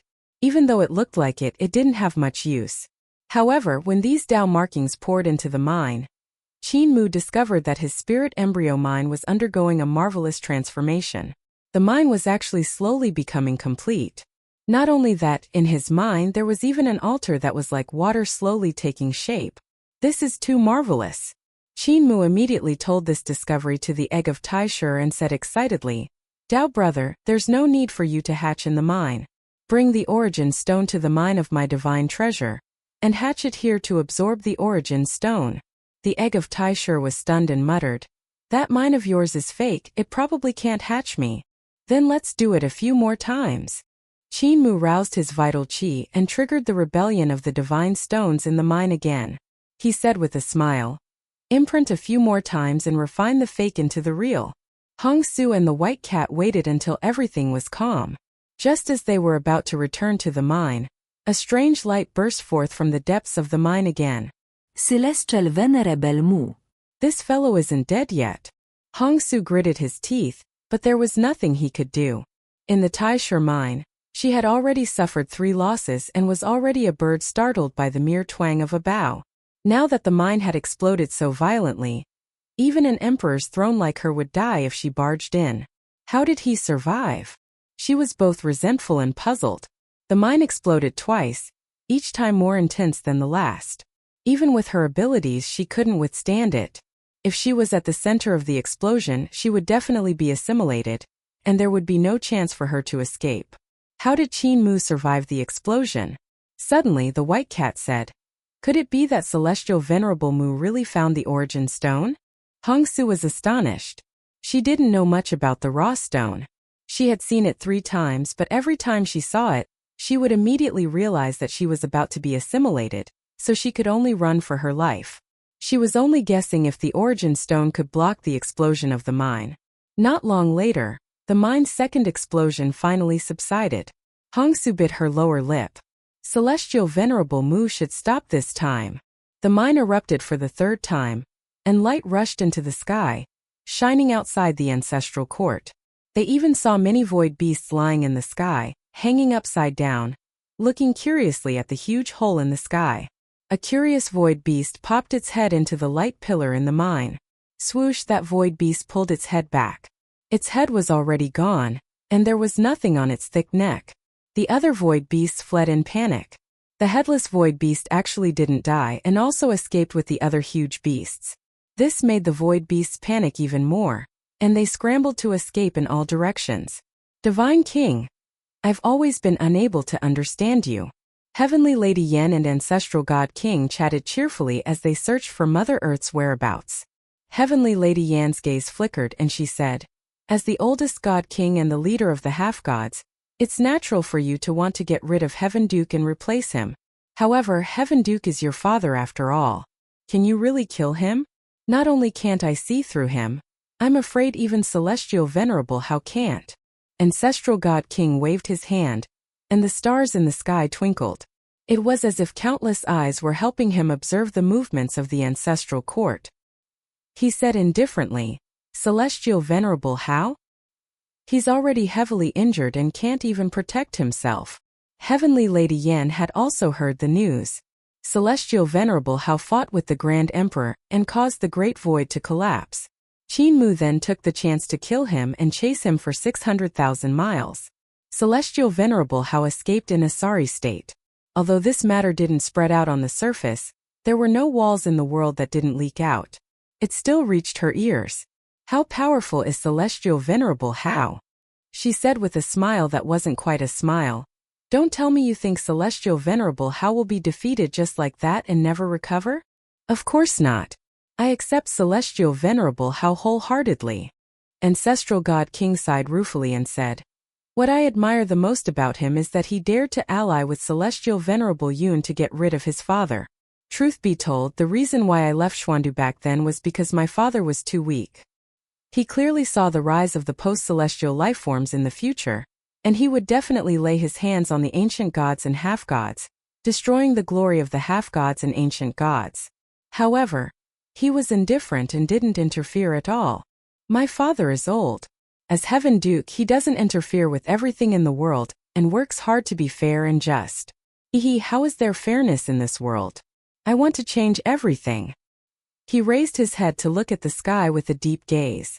Back then, when Celestial Venerable Mu killed the first ancient god, I made up my mind to change everything. I couldn't let these lowly people steal the orthodoxy of heaven and earth. I originally thought that the ancient gods could work together with the half-gods to get rid of these insects. However, to my disappointment, the ancient gods that were willing to work together with me were all useless people, and the powerful existences among the ancient gods were like father. From then on I knew. He sneered and said, the ancient gods and the half-gods aren't the same kind of people. Although the half-gods are born from the ancient gods, they aren't of the same race. Instead, the ancient gods will become the obstruction of the half-gods. Back then, we half-gods worked together with the ancient gods to get rid of the masters of creation and seize the orthodoxy of the world. This glory doesn't just belong to the ancient gods. Since the ancient gods aren't fighting for it, then let power belong to the half-gods. Therefore, I've made up my mind that as long as they block my path, even my father will have to be eliminated. He smiled and said, Father is old, it's time for him to abdicate and give up his position. If he doesn't, we can only let him die in office. Heavenly Lady Yan chuckled and was about to say something when she suddenly raised her head to look at the sky. She saw a pillar of light blasting towards the sky. Her expression changed slightly. Ancestral God King also looked over and said in doubt, Heavenly Consort, that seems to be your territory. Heavenly Lady Yan nodded, her expression flickering. Ancestral God King's gaze flickered, and he said with a smile, Congratulations, Empress. It looks like your mine has produced a huge treasure. There are 5 types of raw stones in the 5 great mines of the ancestral court, and the Grand Emperor has obtained one of them. He has dominated the universe for billions of years. Now that Empress has also obtained one, your position in the future will be stable. Heavenly Lady Yan harumphed, and her mind was in a mess. She saw the light transforming the sky and the seal of the gods, connecting the ancestral court to the outside world. The light dissipated. Heavenly Lady Yan composed herself and thought to herself, to create such a huge commotion, it seems like Celestial Venerable Mu took advantage of my absence to find the origin stone and caused a ruckus in the mine. Such a ruckus can't even be stopped by the seal created by the gods using the dark side of the various worlds. He will definitely find it hard to resist and die in my mine. Just as she thought that, Another pillar of light suddenly shot into the sky and lit up the sky. Heavenly Lady Yan was stunned, and Ancestral God King was also stunned. He muttered, "Goddess, are there 2 raw stones in that mine of yours?" Heavenly Lady Yan didn't reply and suddenly flew away. She was furious. Celestial Venerable Mu isn't dead. Instead, he's messing around in my mine. Just as she moved, there was a third riot in the Taisher mine area erupted. Heavenly Lady Yan's expression became even darker as she gritted her teeth. Does he think this is his home? If there's any damage to the mine, I'll take you to fill the eye of the ruins of End and let you enjoy the same treatment as Divine King Bo Yang. Ancestral God King's heart stirred slightly. Heavenly Lady Yan is in such a hurry to rush over. It seems like something big has happened in her mine. Someone might have infiltrated her mine and found that stone. He was about to follow when he suddenly felt something. He raised his head to look at the sky and saw a huge hole that was 1,000 miles in radius where the seal of the ancestral court had been broken. That huge hole could be seen beyond the sky, and beyond it, the stars were shining brightly, transforming into a snow-white eyeball. The eyeball was incomparably huge, and even the huge hole in a radius of 1,000 miles couldn't contain the pupil of this eyeball. At this moment, the pupil was right beside the hole, staring at the ancestral court. Heaven Duke. With the seal of the ancestral court broken, Heaven Duke could finally see the ancestral court and even enter it. In the sky, beams of starlight shone down from the huge hole. Father! Ancestral God King stopped, and his gaze met with Heaven Duke's gaze. He was alarmed and dispelled the thought of tracking Heavenly Lady Yan. Heaven Duke is here, so has Earth Count also reached the ancestral court? F***CK. Who was the one that triggered the mine riot? In the center of Taisher mine, Qin Mu stood on the sacrificial altar, and was about to activate the 4th rebellion when he suddenly saw the treasure of the Celestial Venerable that was suspended high above the mine burst forth with abnormal activity. Heavenly Lady Yan's unique treasure was a cauldron with a simple and unadorned atmosphere. It was square and had its mouth facing down. The cauldron spewed out rays of light that severed the void and earth, forming an independent space and time around the mine, preventing people from entering or leaving. Heavenly Lady Yan is here. Qin Mu's heart stirred slightly, and he immediately gave up on the idea of stirring up the mine. He put away the Taisher egg and the Taisher origin stone and walked out honestly. Heavenly Lady Yan arrived outside the mine. Her expression was calm, but her eyes couldn't hide her anger. Hong Su and the white cat hurriedly went forward, and the white cat Xiaoqi leaped into her arms. Hong Su whispered, "Goddess, Celestial Venerable Mu, Heavenly Lady Yan raised her delicate eyebrows, and Hong Su immediately shut up, not daring to say another word. Heavenly Lady Yan looked around and saw numerous gods lying in ambush. They were clearly waiting for Qin Mu to come out to kill. She couldn't help shaking her head. With me around, there's no need for this. Hong Su waved his hand and dismissed the executioners. Heavenly Lady Yan examined them, and her expression sank. Heavenly Lady Yan didn't express any opinion and continued to walk forward. However, she saw that the people who didn't escape from the mine had already turned into void bodies. They had no corporeal bodies and consciousness. They were all muddle-headed. Among them, there were even quite a number of female disciples whom she had painstakingly taught. Heavenly Lady Yan's expression became even darker, and she continued to walk forward. After all, her cultivation was incomparably astonishing, and even the strangeness of the mine couldn't do anything to her. The 2 humans and cat went deep into the mine and came to the depths of the mine. Suddenly light burst forth in front of them, and they saw someone executing a divine art. They rushed forward and saw Qin Mu in front of a human figure that had already transformed into a body of energy. He was executing a divine art on that apparition, and the god that had already turned into a phantom was actually slowly recovering his corporeal body. Heavenly Lady Yan revealed a look of astonishment and raised her hand to stop Hong Su, who was about to kill Qin Mu. She said in a low voice, "Don't disturb him, let's see how he does it." Qin Mu's hands moved up and down, and the Tao voice in his body rang out. His hands pulled out the yin and yang qi, and he executed the path of yin and yang to transform into a taiji diagram that incorporated the apparition of the god into the diagram. After a moment, the god materialized from the void and looked around in a daze. He then looked at his hands and touched his body, feeling slightly lost. Qin Mu wiped away the sweat on his forehead and said with a smile, "Brother, you have already come back to life." The god was puzzled. "When did I die? I was originally alive and well, so why did you bring me here? I still need to mine." Pa.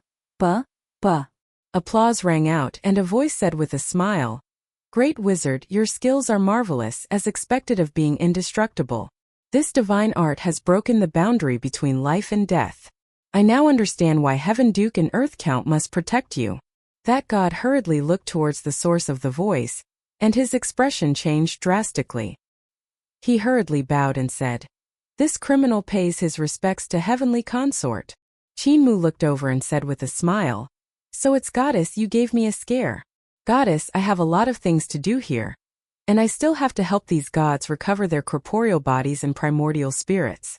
I can't talk much." Heavenly Lady Yen gently said, "Celestial Venerable Mu is extremely righteous. I'll thank you on behalf of these people, and won't disturb you any further." After she said that, she carried her cat and left with Hong Su.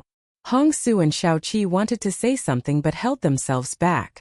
When they reached the main hall of the side palace, Hong Su finally couldn't hold it in any longer and said, "Goddess, the trouble was caused by Celestial Venerable Mu. Why must you be polite to him?" "Because he is the invincible great wizard." Heavenly Lady Yen said, "He experienced 3 explosions in the mine and didn't die. He could also revive those people that had already turned into void bodies. Even Heaven Duke and Earth Count couldn't do this kind of ability, and neither could I. When he displayed his abilities, he was telling me that he could create trouble and settle it. He had the ability to tear down and rebuild, so it's more useful to keep him alive." Hong Su and the white cat Xiao Qi were still puzzled. Heavenly Lady Yen was so furious just now, so how could she let Qin Mu off just because he showed his divine art? Celestial Venerable Mu's reputation of being indestructible is well deserved. He's right, in the future the 10 Celestial Venerables might not win. I should place my bets on both sides. Heavenly Lady Yen said softly, "In that case, there's no harm in letting him get the origin stone. Don't think too much, you don't understand the magnanimity of a Celestial Venerables." The two of them fell silent.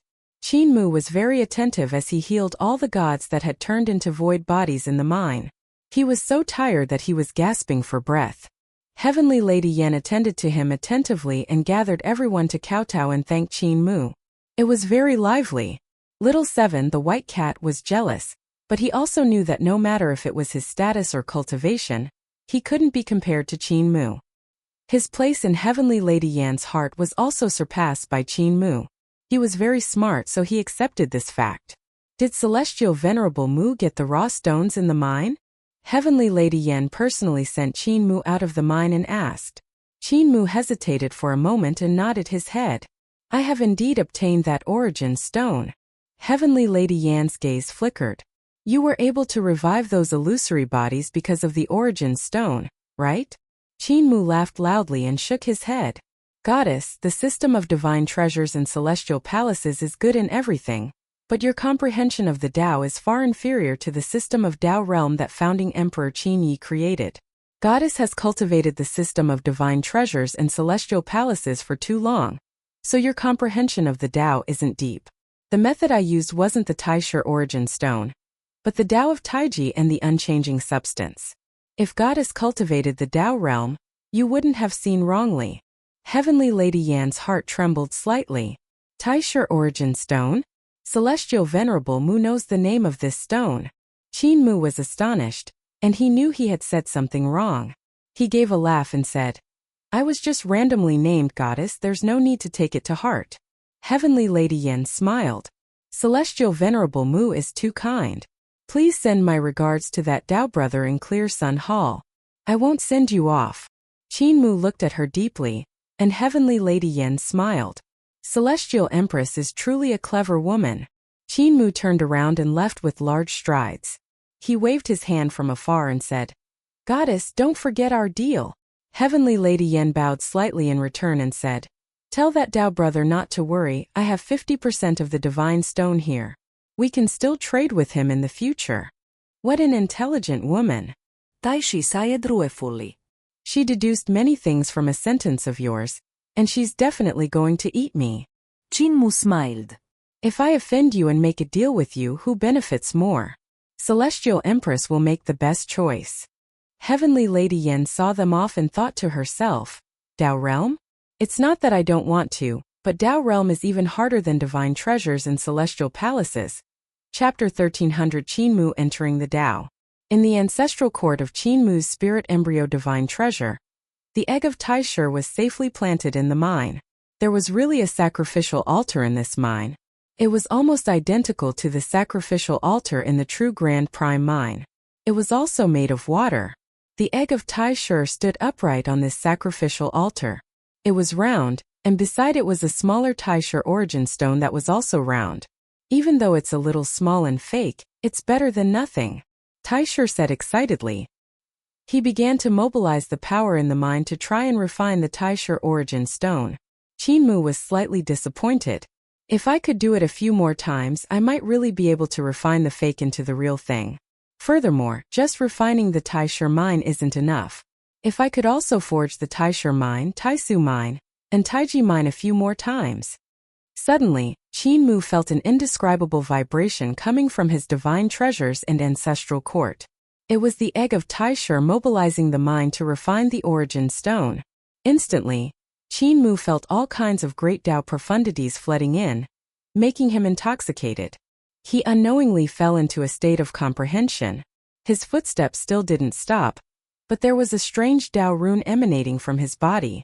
When the egg of Taisher refined the origin stone, it was like he was refining the origin stone as well.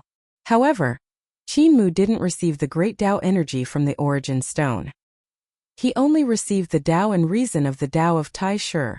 Even so, it was still much better than him comprehending it by himself. A huge mountain beast with 6 legs discovered him and rushed towards him. However, when this huge beast rushed to Qin side and opened its bloody mouth, it didn't manage to bite Qin. It was as if it couldn't touch Qin. Qin seemed to have no corporeal body and actually passed through its mouth. Something even stranger happened, and Qin seemed to not notice it as he walked through its body. Shanta was shocked and didn't understand what was going on. He fled in a panic. Qin walked into the forest. Ever since Mother Earth came to the ancestral court had become much more forested. The vegetation was verdant, and there were numerous herbivorous behemoths, kuei-chis, which fed on the forest. If they lowered their heads, they could uproot a towering tree and eat it whole. Qin walked in the forest, and he saw heads that were the size of small mountains stretching down from the sky. The kuei-chi bit down on the huge trees and some of the kuei-chi bit him as well. Some of the kuei-chi's huge feet landed on him and stepped on him. However, no matter how powerful these huge beasts were, they couldn't touch him at all. He kept walking in the direction of the black wood. The realm of entering the path was too marvelous. He was immersed in the vast sea of the Tao of Taisher, sensing everything about it. At this moment, Taisher and the egg also felt something strange. The speed at which he refined the Taisher origin stone had unknowingly increased, and it was becoming faster. The speed of refinement far surpassed the speed he refined in the mine. That's right, Celestial Venerable Mu is also borrowing me to comprehend the Tao of Taisher when refining the origin stone. He comprehended the Tao of Taisher and fed it to the Taisher mine in his spirit embryo, making it more complete. In the egg, Taisher thought to himself, this is equivalent to me refining the origin stone with him. No, it's even better than the two of them working together. In that case, the time for me to be born will be much earlier. Even though Qin was in the midst of comprehending the Tao and didn't feel anything, his speed wasn't slow. With his current speed, he could cross the mountains and rivers of the ancestral court in 3 to 5 days to reach the big black tree. Right at this moment, heaven and earth suddenly trembled, and the sky became incomparably bright. Numerous unique treasures hung in the sky, and they were all treasures of the heavenly Tao. They had overflowing power and continuously bombarded downwards. The ground trembled and Mother Earth appeared. She activated the core of the primordial tree to defend frantically. At the same time, Ancestral God King's body was 30,000 yards tall, and his body was enshrouded in divine light. He walked over slowly with an umbrella, his expression grim. The sky instantly darkened.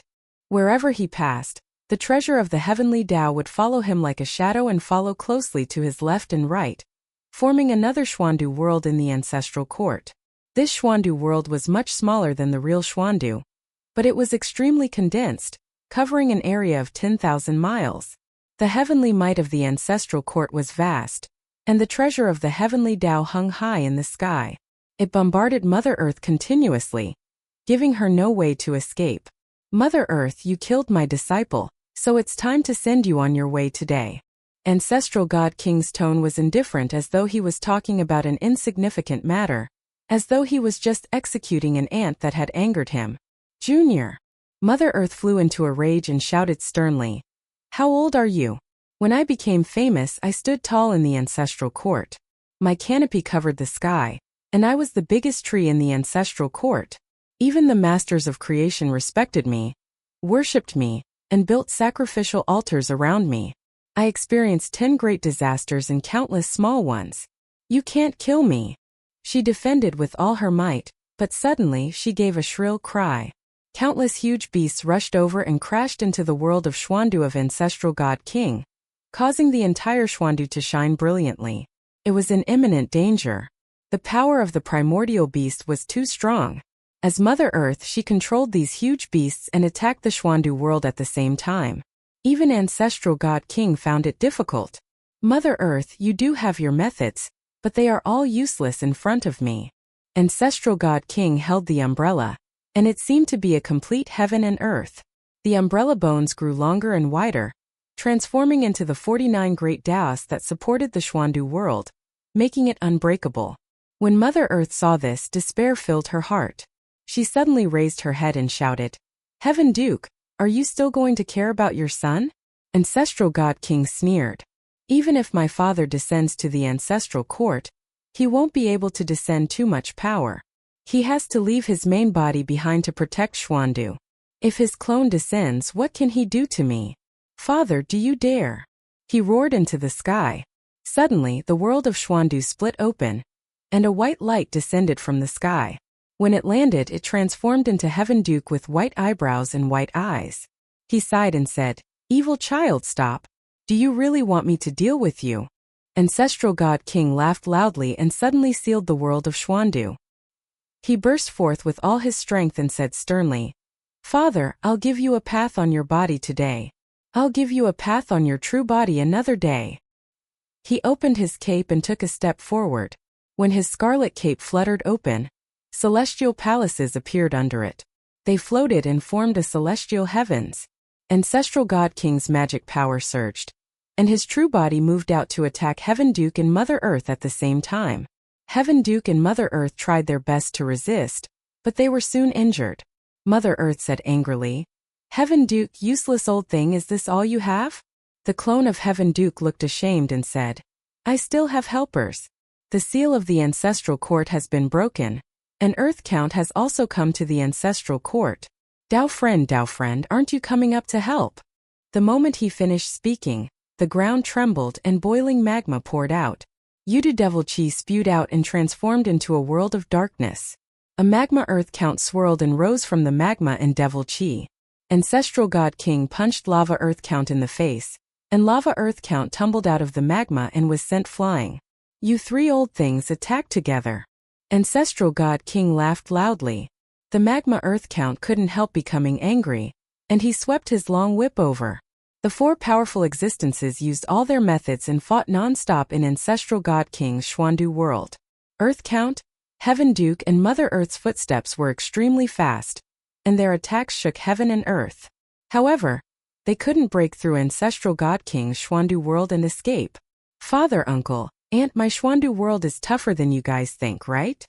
Ancestral God King laughed loudly. "This is what I have comprehended over the years. I have long escaped from the heavenly Tao, and I have learned something even better. None of you will be able to escape, and you will only have the fate of being refined and swallowed by me. You unfilial son." Heaven Duke was so angry that his beard trembled. At this moment, Qin Mu walked into the world of Xuandu and passed through the four people. The corporeal bodies of the four gods expanded, and the power of their divine arts was boundless. However, When Qin Mu walked through these divine arts, he didn't seem to have touched anything. The four of them stopped and stared blankly at this tiny human. Ancestral God King's mind was blown, and he was at a loss. His unbreakable Xuandu world had actually been walked in by Qin Mu, and it was as if he hadn't touched anything. That was an achievement he was proud of, an achievement he dared to fall out with Heaven Duke. Yet Qin Mu had walked in just like that. Qin Mu seemed to feel nothing and paid no attention to the four majestic gods, as he walked forward at a steady pace.